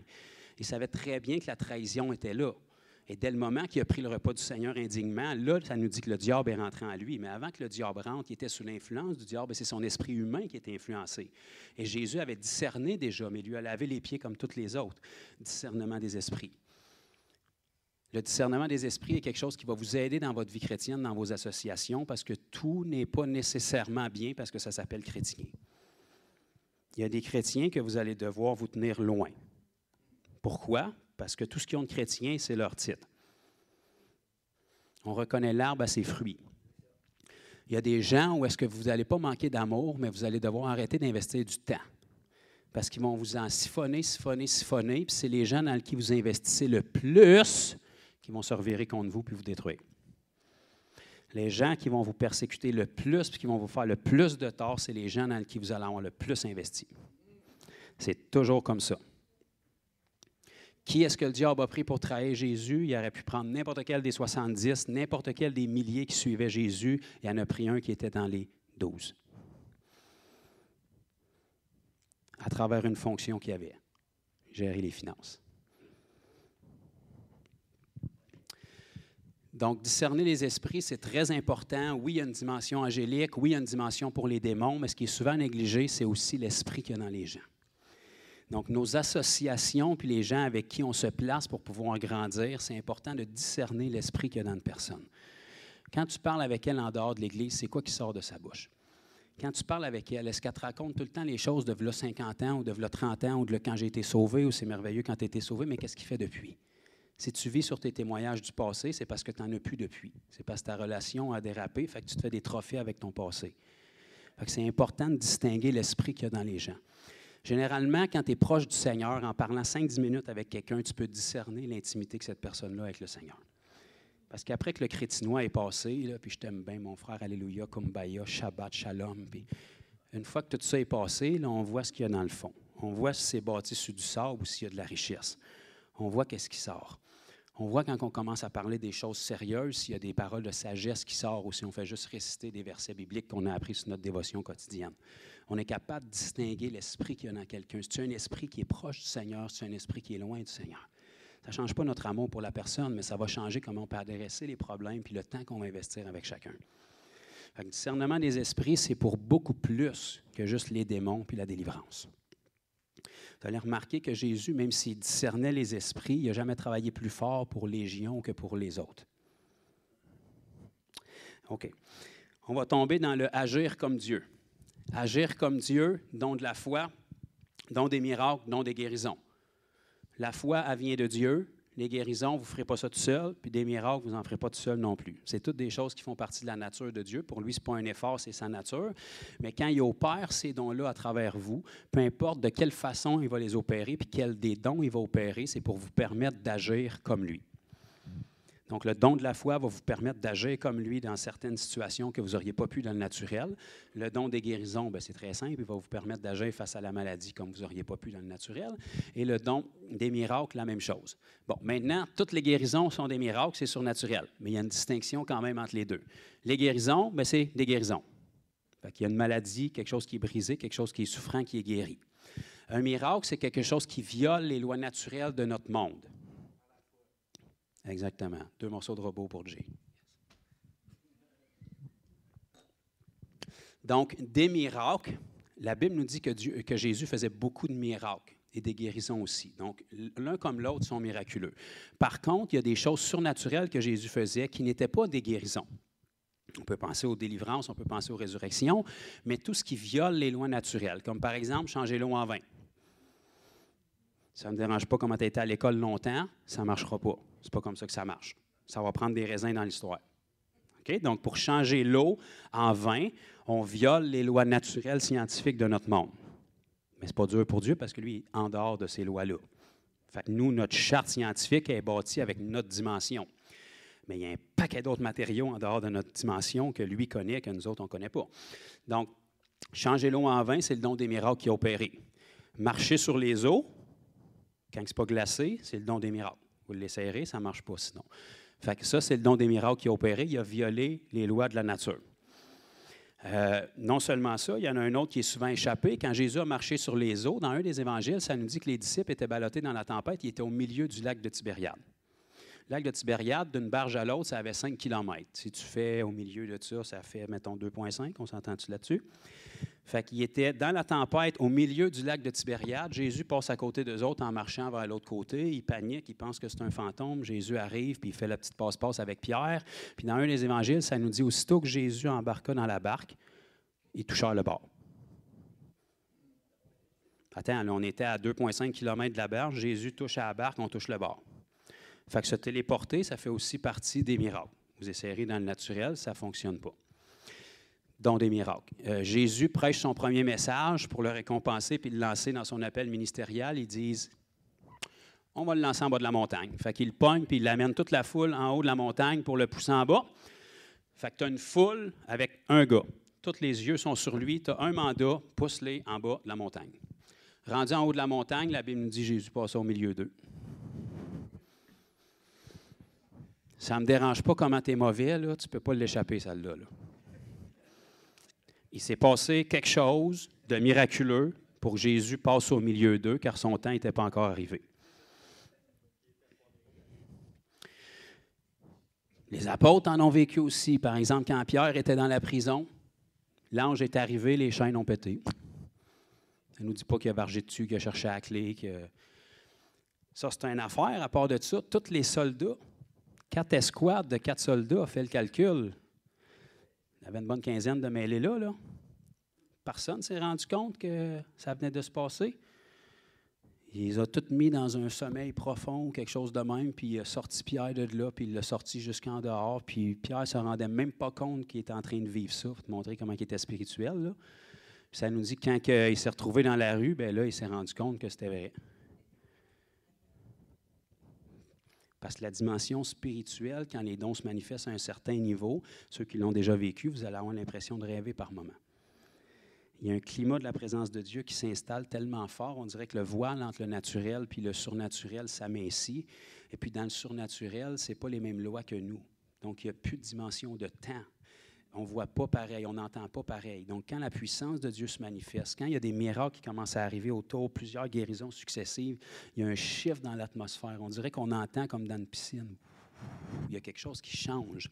Parce que là, on entre dans la dimension spirituelle. Puis je vous le souhaite à chacun de vous. Quand ça arrive, c'est ça qui est extraordinaire, mais ça n'arrive pas tout le temps. Fait qu'il y a un moment où on doit faire les choses par notre foi sans que le don se manifeste.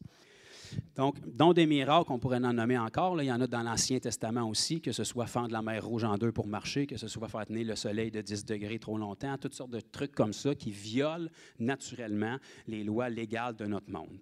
Donc ça, autant Jésus l'a vécu que les apôtres. Donc, est-ce qu'on comprend c'est quoi le don des miracles un petit peu? Donc, le but est tout le temps que Christ soit connu. Donc, on va dire changer l'eau en vin. Oui, mais tu sais, je veux dire, c'est pas très, très sage, Jésus, là. Tu sais, aujourd'hui, c'est blasphématoire quasiment de prendre du vin encore. Donc, Jésus a changé l'eau en vin. Fait qu'aujourd'hui, il serait corrigé pour ça. De toute façon, il ne serait pas accepté dans son Église aujourd'hui non plus. Mais Jésus a fait ça pour un but. La Bible nous dit que c'est le premier miracle qu'il a fait à Cana. Et alors, ses disciples crurent en lui. Ah, voilà pourquoi il a fait ça.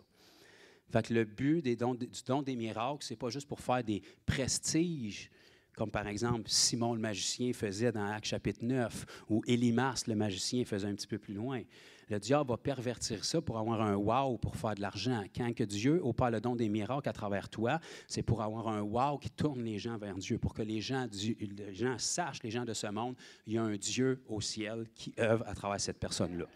Je ne sais pas c'est qui, je ne comprends pas qu'est-ce qu'il me dit, il a l'air d'un imbécile heureux, mais je sais qu'il y a un Dieu au ciel qui est intervenu en ce moment dans cette situation-là.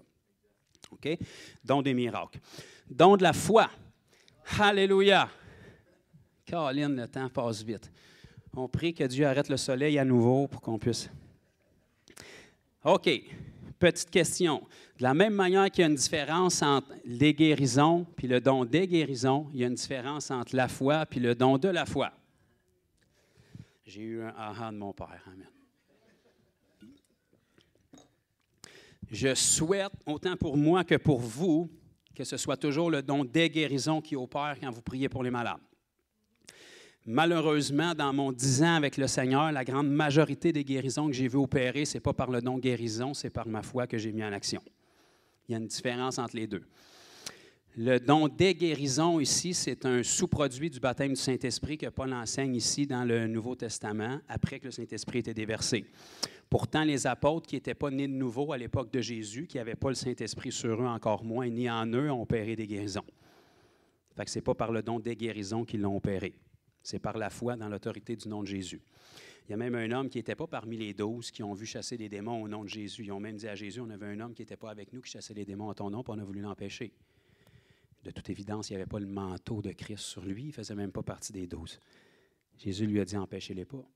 Personne ne peut faire un miracle en mon nom et dire du mal de moi après. On a besoin de toute l'aide nécessaire. Donc, à l'époque des évangiles, qui était encore ancienne alliance, personne n'était né de nouveau ni baptisé du Saint-Esprit, à part Jésus qui n'était pas nécessairement né de nouveau parce qu'il est né comme ça. il opérait des guérisons déjà. C'est différent du don des guérisons. La majorité des guérisons que j'ai vues depuis que j'opère là-dedans, c'est à travers ma foi, simplement en croyant pour la personne. Quand le don des guérisons opère, c'est un tout autre niveau. On veut que ça arrive, malheureusement, on dirait que ce n'est pas tout le temps nous autres qui décident, mais quand le don des guérisons arrive et se manifeste, ça ne me dérange pas t'es qui, ça ne me dérange pas à quoi tu ressembles, ça ne me dérange pas le problème qui est devant toi, puis ça ne me dérange pas ce que tu fais, la personne va être guérie. Les fois où je l'ai vu arriver, c'est après quelques guérisons successives, où est-ce que là, il y a plein de monde qui sont en besoin autour. Après 3-4 guérisons, il y a un chiffre qui se fait tout d'un coup, puis là, peu importe ce que tu fais, les gens sont guéris. Tu peux éternuer, tu peux cracher, tu peux claquer des doigts, tu peux lui donner un coup de pied, ça n'a pas d'importance ce que tu fais, c'est le don qui est en train d'opérer. C'est même plus ta foi qui est impliquée dans l'histoire, parce que si je te donne un don, même si toi, tu n'avais rien avant, dès le moment que tu l'as, tu l'as. Donc là, c'est Dieu qui est en train d'opérer, puis ta foi n'est même pas impliquée, ni la foi des gens qui sont là, et ça, on veut rester le plus longtemps possible là-dedans. C'est pour ça que les gens voient des hommes ou des femmes opérer là-dedans, puis ils font des idoles avec, puis après ça, ils les revoient dans leur quotidien, puis peux-tu refaire qu'est-ce que tu viens de faire, qu'est-ce que j'ai vu sur une vidéo, qu'est-ce que j'ai vu dans une conférence, qu'est-ce que j'ai ici, j'ai ça. Non, il ne peut pas le refaire, parce que quand tu le rencontres à l'épicerie, il est dans sa foi à lui, il n'est pas dans le don qu'il opérait dans la conférence. Fait qu'enlève tes yeux sur l'homme, puis c'est un homme comme toi, puis c'est une femme comme toi. Puis quand le don des guérisons opère, il est capable de faire n'importe quoi parce que c'est Dieu qui le fait. Puis quand il est dans le naturel comme toi, bien, il doit combattre l'incrédulité comme tout le monde. Il doit se botter dans le derrière puis utiliser sa foi. Mais si on veut être capable d'entrer dans le don des guérisons, il faut commencer par les opérer par notre propre foi à nous autres. Puis après, le don a beaucoup plus de chances de se manifester. Même chose avec le don de la foi. La Bible dit que c'est par la grâce qu'on est sauvé au moyen de la foi. Éphésiens 2,8, alléluia. Donc, de toute évidence, si ça prend la foi pour pouvoir être sauvé, ça veut dire qu'avant d'être sauvé, on a la foi. Elle n'est juste pas placée en Jésus. La Bible nous dit que Dieu a départi dans le cœur de chaque homme la mesure de foi. La foi, ça ne fait absolument rien dans la vie de personne. C'est quand on la place en quelqu'un, qui est Jésus, que le miracle peut se produire. Donc, tous les gens du monde qui ne connaissent pas Christ ont une mesure de foi en eux. En fait, c'est la mesure de foi. La foi, ce n'est pas la quantité qui compte, c'est la présence. Gros comme un grain de sénévé placé à la bonne place, ça peut faire n'importe quoi. Donc, si tu as la foi avant d'être sauvé, c'est par cette foi-là que tu peux être sauvé. Ça veut dire que le don de foi, c'est quelque chose de différent. Parce que si ça prenait le don de la foi pour être sauvé, tu ne peux pas avoir le don qui vient du baptême du Saint-Esprit avant d'être sauvé, parce que tu n'as pas le baptême du Saint-Esprit. Est-ce que quelqu'un suit ou c'est trop compliqué? Donc, les dons découlent de la puissance du Saint-Esprit quand tu es baptisé. Donc, si la foi est un don, de toute évidence, la foi que tu as quand tu n'es pas sauvé, pour pouvoir être sauvé, ce n'est pas le don de la foi. C'est la même foi, mais différemment. Pareil comme une guérison que tu fais par ta foi ou le don des guérisons. Fait qu'il y a une différence entre les deux. Le don de la foi, on va le voir, qui va opérer dans des situations où est-ce que, pareil comme le don des guérisons, c'est au-delà de tes capacités dans le naturel. Fait qu'il faut que le don commence à opérer. La foi, c'est la même chose. Si tu es né de nouveau, c'est sûr que tu l'as, la foi. Tu l'avais avant d'être né de nouveau. Si tu es né de nouveau, tu l'as placé en Jésus, puis tu as vécu un miracle. Puis c'est ça qui te garde accroché au Seigneur depuis, de toute façon. Hein, ce n'est pas une prière qu'on a faite ou une bonne intention qu'on avait il y a 20 ans qui nous sauve. Là. C'est qu'on reste accroché à la vigne, puis qu'on reste accroché au serment. Puis si on reste accroché jusqu'à la fin, bien là, on va être trouvé comme des bons et fidèles serviteurs. Bon, cette foi-là, ceci étant dit, à un moment donné, il va faire face à des situations qui sont au-delà de ses capacités. Tu n'es pas capable de croire pour le problème qui est devant toi dans la situation actuelle où est-ce qu'elle est ta foi. Alors, le don de foi va intervenir et là, tu vas dire, je ne sais pas pourquoi dans cette situation-là, j'avais aucune occasion particulièrement d'avoir la foi.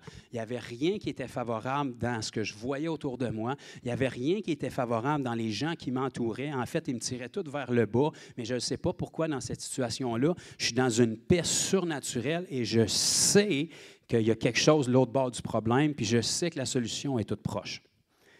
J'ai rien de favorable pour pouvoir croire, mais en ce moment, je crois puis je suis dans la paix. Le don de foi se manifeste pour toi.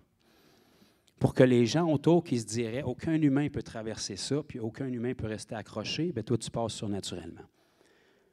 Mais tu ne prends pas la gloire pour toi, c'est le don de foi qui s'est manifesté et qui m'a permis de tenir ferme dans cette situation-là. Parce que je sais très bien que dans le naturel, sur ma propre foi, je ne serais pas arrivé. Mais il y a une force surnaturelle qui est venue en moi, puis plus ça allait mal, plus j'étais dans la confiance, puis plus je savais que la gloire de Dieu allait éclater. Le don de la foi qui s'est manifesté, qui te permet dans cette situation-là spécifique d'agir comme Jésus aurait agi. Fait que le don de la foi, don des guérisons, don d'un miracle, un groupe qui nous permet d'agir comme Dieu. Premier groupe qu'on a regardé qui nous permet de penser comme Dieu, parole de connaissance, parole de sagesse, discernement des esprits. Et le dernier groupe, finalement, puis on termine avec ça, qui nous permet de parler comme Dieu. Prophétie qu'on a parlé il y a 2 semaines, parler en langue, interprétation des langues. Tout ça, c'est de la prophétie. Donc, la prophétie, c'est Dieu qui parle à travers vous dans la langue que vous parlez. Français, anglais, espagnol, à peu près ça au Québec. Québécois, qui est une langue en soi. Parler en langue, c'est Dieu qui parle à travers vous puis qui prophétise dans une langue du ciel ou dans une langue terrestre que vous ne connaissez pas. Pour ça qu'il y a tellement de confusion sur le parler en langue à travers différentes dénominations. Il y a différents parlers en langue dans la Bible pour un but spécifique. Il y a un but d'exhortation personnelle, il y a un but d'exhortation d'Église, puis il y a un but d'évangélisation. Alléluia. Merci, mon frère. Actes chapitre 2, au jour de la Pentecôte, dans la chambre haute, quand le Saint-Esprit est venu, que les premiers ont été baptisés du Saint-Esprit, les langues de feu se sont posées sur eux, ils ont été tous remplis, ils se mirent à parler en d'autres langues, selon que l'Esprit leur donnait de s'exprimer. Dans quelle langue ils parlaient? Ce n'était pas des langues du ciel, c'était des langues des gens qui étaient présents à Jérusalem à ce moment-là. Il y en a qui parlaient en éthiopien, il y en a qui parlaient la langue des Perses, différentes autres langues, et les gens les entendaient glorifier Dieu dans leur propre langue. But d'évangélisation. Le Seigneur parlait à travers eux dans des langues terrestres, mais qu'eux ne connaissaient pas. C'est les langues, mais il n'y a pas besoin d'interprétation parce qu'ils sont comprises par quelqu'un, que c'est sa langue. Don des langues. Don des langues, dans Corinthiens chapitre 14, Paul enseignait, car celui qui prie en langue, personne ne le comprend. Fait que de toute évidence, ça, ce n'est pas en français, ce n'est pas dans une langue que quelqu'un peut comprendre. Car il nous dit c'est en esprit qu'il prie des mystères sur sa vie. Ah, encore le don des langues, mais différent. Personne n'a besoin de comprendre parce que tu ne parles pas à personne, tu parles à Dieu. Dieu comprend ce qu'il dit parce que tu es en train de parler en langue d'ange, c'est lui qui a donné les langues aux anges. La Bible nous dit que l'amour est plus important que tout, que tu peux prophétiser, tu peux déplacer des montagnes, que tu peux parler les langues des hommes et des anges. Ça veut dire que les anges ont des langues. Donc, si les anges demeurent au ciel et ils ont des langues, ça veut dire qu'il y a un langage céleste. Ça veut dire que quand tu parles en langue toute seule chez toi ou peu importe dans la rue à toi-même, tu es en train de parler dans des langues célestes que personne n'a besoin de comprendre parce que tu ne parles pas à personne, tu parles à Dieu. Et Dieu les comprend parce que c'est lui qui les fait parler à travers toi puis il est en train de prier des mystères sur ta vie. Donc, il n'y a pas besoin d'interprétation. Si tu es ici un samedi matin ou n'importe quel autre jour de la semaine puis tu m'interromps pendant que je parle, je n'ai pas de problème à ça, tu pars en langue. Là, personne ne te comprend, à moins que tu parles dans une langue connue de quelqu'un qui est ici ou que tu parles dans un langage céleste et qu'il y a une interprétation. À ce moment-là, ta langue va devenir une prophétie. Que tu l'aies dit en français initialement ou que tu l'aies dit en langue céleste avant puis qu'elle est transcrite en français après, on s'en fout, le message est véhiculé puis tout le monde est béni. C'est les mêmes langues utilisées de 3 manières différentes avec des buts différents. Mais dans les 3 cas, c'est pour parler comme Dieu. Donc, les langue avec le don d'interprétation, c'est quand tu parles une langue céleste devant les gens, tu es tout seul à être béni, là. Toutes les autres ont hâte que tu te la fermes. Parce qu'écouter quelqu'un parler une langue que tu ne connais pas, il n'y a pas grand-chose de plus agressant que ça. J'ai rien contre le mandarin, là, mais après 2 minutes, là, change de poste, s'il te plaît. Ça m'agresse. Ça ne me dérange pas que tu parles en langue. Mais si tu parles en langue avec des gens et que ça les enterre, bien, il faut qu'il y ait une interprétation qui soit là. Sinon, parle en langue tant que tu veux, parle à toi-même. Quand on est ici et que le pic de louange est là, crie en langue si tu veux, tu ne dérangeras pas personne, là. Il n'y a pas de problème là. La Bible nous parle d'un ordre lorsque tu parles en langue pour déranger ce qui est fait, parce que là, ce n'est plus dans l'amour. Si tu interromps la prédication, ce n'est plus dans l'amour parce que les gens n'en bénéficient pas, à moins qu'il y ait une interprétation. Si tu interromps la louange, ce n'est plus dans l'amour parce que les gens n'en bénéficient pas, parce qu'ils n'entendent pas ce que tu dis, tu es tout seul à être béni. Mais tu peux le faire librement s'il y a une interprétation de toi ou de quelqu'un d'autre. Mais ça revient tout au même principe de prophétie. L'idéal serait qu'on ne soit pas obligé de passer par le don des langues puis de l'interprétation, puis que tu l'aies tout de suite en français pour que tout le monde comprenne. Mais si c'est un autre don qui se manifeste, si l'interprétation est là, ça revient au même. Langue interprétée égale prophétie. Langue pas interprétée égale prophétie sur ta vie, toi toute seule. Parce que tu parles à Dieu, puis Dieu a pris des mystères sur ta vie pour ce que tu vas vivre demain, après-demain, le mois prochain, l'année prochaine. Personne n'a besoin de comprendre parce que c'est à Dieu que tu parles. Fait que c'est toutes les mêmes langues à différentes personnes, à différents publics cibles, avec des buts différents, mais c'est tout pour parler comme Dieu. Alléluia. Prophétie, don des langues, interprétation des langues. Donc, ça fait le tour rapidement, très rapidement, des langues et de tous les autres dons. Il y aurait beaucoup à dire. Donc, ce que je voudrais que vous reteniez de ça, c'est que les dons sont là pour tout le monde. Ce sont des cadeaux qui nous viennent de Dieu pour être capables de combler les besoins des gens. En fait, peu importe le don à travers lequel vous allez couler, c'est une manifestation de l'amour de Dieu pour un besoin spécifique dans la vie des gens que Dieu vous permet de combler alors que vous ne pouvez pas dans le naturel. Fait que c'est une grâce qui est manifestée à travers vous. Donc, parler de l'amour de Dieu à quelqu'un qui est malade, s'il n'y a pas le pont de la guérison entre les deux, vos paroles sont presque en vain. Parce que l'amour de Dieu, elle a une couleur, elle a une forme, elle a une saveur. Puis pour quelqu'un qui est malade, c'est la guérison. N'importe quel autre don, c'est le même principe. Donc, c'est une manifestation de l'amour de Dieu qui vient cibler un besoin dans la vie de la personne dans laquelle vous semez. Donc, on en a besoin. Parce que la Bible nous dit que c'est la bonté de Dieu qui pousse les gens à la repentance. Pour que les gens expérimentent la bonté de Dieu, c'est dans leurs besoins comblés. Les gens qui venaient à Jésus à l'époque de la parole, ils ne venaient pas parce qu'ils aimaient Jésus puis parce qu'ils aimaient ce que Jésus avait à dire, bien souvent. Ils venaient avec un besoin. Dieu rencontrait par Jésus le besoin, puis ces gens-là étaient accrochés puis voulaient en découvrir plus sur la personne de Jésus. Même chose avec nous aujourd'hui. Peu importe à travers quel don Dieu vous utilise, c'est pour rencontrer un besoin qu'une personne a. Et parce que cette personne-là a trouvé la réponse en Jésus qu'elle n'a pas trouvé nulle part ailleurs, elle veut en savoir plus sur ce Jésus-là. Vous avez été juste l'outil qui a été utilisé. Mais si vous êtes fermé au don, vous n'aspirez pas au don, bien, le Seigneur est bloqué. Il voit le besoin, mais il ne peut pas passer à travers vous. Parce que vous n'êtes pas volontaire, parce que vous n'avez pas mis la foi, parce que vous n'avez pas mis l'obéissance de persévérer.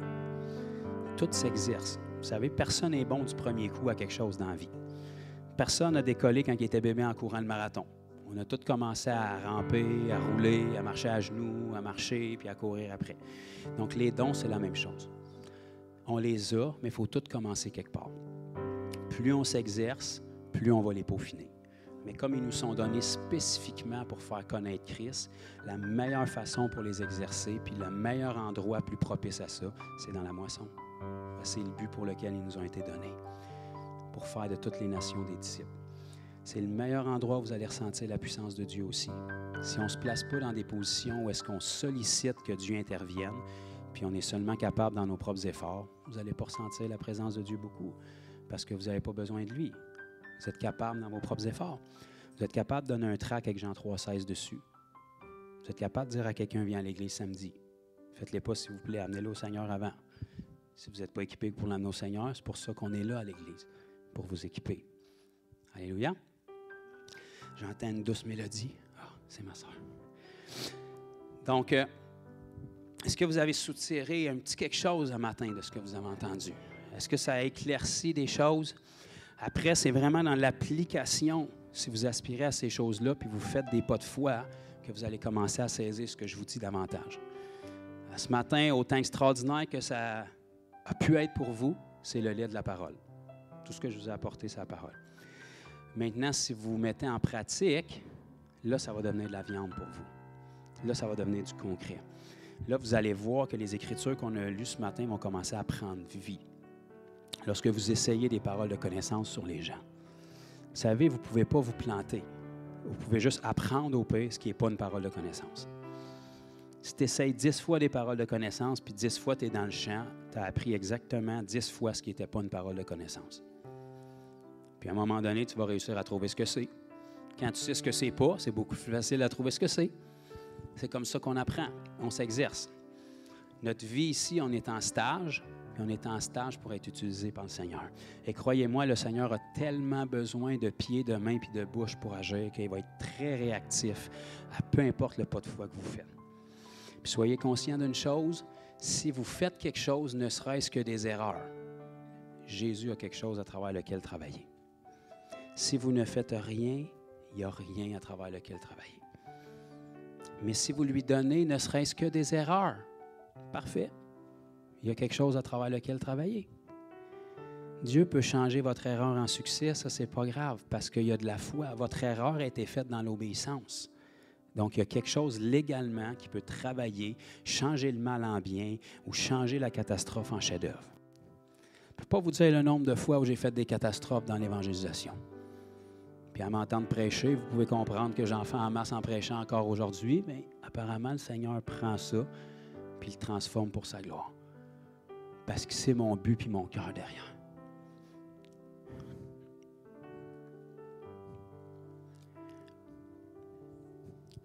Mon cœur puis mon rêve, c'est que chacun de vous puis moi, on puisse ressembler à Jésus dans notre quotidien.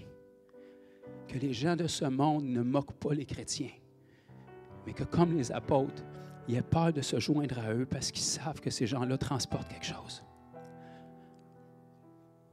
Jusqu'à mon dernier souffle, je vais donner tout ce que j'ai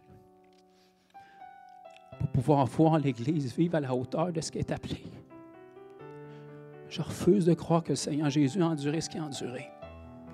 Pour qu'on vienne à l'Église semaine après semaine, s'asseoir, se faire des sourires puis participer à des activités. Sans qu'il y ait de vie qui coule de nous. Sans que les gens soient impactés par notre vie. Sans que le miraculeux et le surnaturel deviennent notre normalité. Je refuse de croire qu'un fils ou une fille de Dieu qui vit dans ce monde-ci ne peut pas faire plus que ce que j'ai vu jusqu'à présent. Le ciel en entier est avec nous. Si le Seigneur ne le fait pas à travers nous, à travers qui il va le faire? Il n'y a personne d'autre, mes amis. Les anges ne sont pas plus libres qu'ils sont en ce moment. En fait, ils sont prêts à agir. Si l'Église peut simplement leur donner du travail. Si on peut simplement oser croire pour ce qui est en dehors de nos capacités. Il va falloir que Dieu déploie les armées célestes pour être capable de venir combler notre faiblesse. Mais ayons au moins l'audace d'aller à la guerre. Ayons au moins l'audace de se lever. Combien de fois Dieu a dit dans la Bible, va avec la force que tu as. Je sais que vous ne seriez pas choisis, puis moi non plus. Mais s'il nous a choisis, c'est parce qu'il voit quelque chose en nous qu'on ne voit pas. Ça n'a jamais été à propos de nous. C'est à propos des gens qui sont tellement ordinaires, mais qui transportent un Dieu qui est tellement extraordinaire. Et c'est ce don précieux-là qu'on transporte dans des vases de terre qui fait que les gens le veulent. Ils savent que ce n'est pas nous, ils savent que ce n'est pas nos capacités. Ils savent qu'il y a quelque chose de plus grand que nous, qui parle à travers nous et qui vit en nous. Il faut que notre lumière brille. Puis les dons sont une tellement belle avenue pour ça. Seigneur, je te prie pour ce décret sur cette Église. Qu'on soit une Église qui aspire aux dons, par amour pour toi et par amour pour les perdus. Qu'on soit une Église qui coule dans les dons, qu'on soit une Église qui est disposée à progresser, qu'on soit des hommes et des femmes qui font les pas de foi nécessaires, Seigneur, pour que tu puisses agir à travers nous. Seigneur, transforme nos erreurs en gloire. Transforme nos incompréhensions en témoignages. Transforme notre misère en ministère. Seigneur, je te prie que ce désir ardent naisse dans le cœur de chacun de mes frères et sœurs. Qu'on puisse désirer être utilisé par toi. Qu'on puisse croire ta parole. Qu'on puisse être dans la moisson. Qu'on puisse ouvrir notre bouche, même si on n'a rien à dire, pour te pousser à intervenir favorablement pour nous. Surprends-nous par les paroles qui sortent de notre bouche. Surprends-nous par la réaction des gens lorsqu'on prie pour eux, Seigneur. Viens faire au-delà de tout ce qu'on pourrait penser ou imaginer, par ta grâce à travers nous. Parce qu'on sait que tu es le seul qui peut changer l'état de notre nation. Et on est les seuls que tu peux utiliser pour le faire, Seigneur. Alors on te prie, fais-le. Fais-le à travers nous. Donne-nous ce désir ardent qui bouille, que même si notre chair est dans la crainte et l'incrédulité, notre amour pour toi bouille encore plus fort et nous pousse à aller vers les gens, nous pousse à étendre nos mains sur eux, nous pousse à leur dire quelque chose à propos de toi. Seigneur, qu'on te donne tout ce qu'on a et que tu fasses avec. Aide-nous, Seigneur, à être comme l'Église de Corinthe, où est-ce qu'il ne nous manque aucun don, où est-ce que les dons sont la portion de chaque enfant de Dieu, peu importe sa maturité en toi. Seigneur, fais quelque chose de troublant à travers nous. en sorte que tous vont savoir que tes dons peuvent couler à travers n'importe qui. Que ce ne soit pas notre niveau de sainteté, notre expérience ou notre belle allocution ou notre doctrine, mais que chaque personne de cette Église soit utilisée par toi, Seigneur Dieu, dans la totalité des dons. Que tu puisses parler librement au milieu de nous, que ça devienne chose naturelle, chose normale, que le surnaturel de Dieu devienne notre normalité. Merci pour les pas de foi qui vont être pris dès cette semaine dans la vie de mes frères et sœurs. Merci, Seigneur, qu'on puisse se challenger, d'aller vers les gens et de dire « Je m'ouvre à toi, parle maintenant, Seigneur ». Qu'on puisse essayer des paroles de connaissance, des paroles prophétiques, que tu puisses nous montrer aussi à chaque fois que tu les manifestes à travers nous, parfois même sans qu'on s'en rende compte. Je brise tout mensonge, toute fausse doctrine, toute incrédulité qui peut tenir captif les gens de cette Église. Et je te prie, Seigneur, que ce que tu fais au milieu de nous et par nous soit quelque chose qui impacte ton Église ici au Québec. Sers-toi de nous pour avoir un impact plus grand que les 4 murs, qu'on soit une source d'inspiration, Seigneur. Que ce que tu fasses à travers nous soit l'esprit du témoignage pour d'autres frères et sœurs. Fais des choses tellement glorieuses que tous vont savoir que tu peux utiliser n'importe où, n'importe quand, n'importe qui, n'importe comment. Parce que c'est à propos de toi, Jésus. Je le décrète et je le scelle sur cette assemblée, sur la vie de chaque personne qui sont ici, dans le nom de Jésus. Amen. Amen et amen. Pendant que ma sœur joue encore, je veux juste prendre le temps, s'il y en a qui ont besoin de prière, comme toujours. Une église qui coule dans les dons, c'est une église qui se dispose pour que Dieu puisse les utiliser. Et ça marche avec des chrétiens aussi. Donc, si vous avez des besoins, ça va nous faire plaisir de prier pour vous. Autrement que ça, que le Seigneur vous bénisse, qu'il vous protège sur le retour et qu'il vous utilise dès cette semaine. Et si vous êtes déjà utilisé, qu'il le fasse encore davantage au nom de Jésus.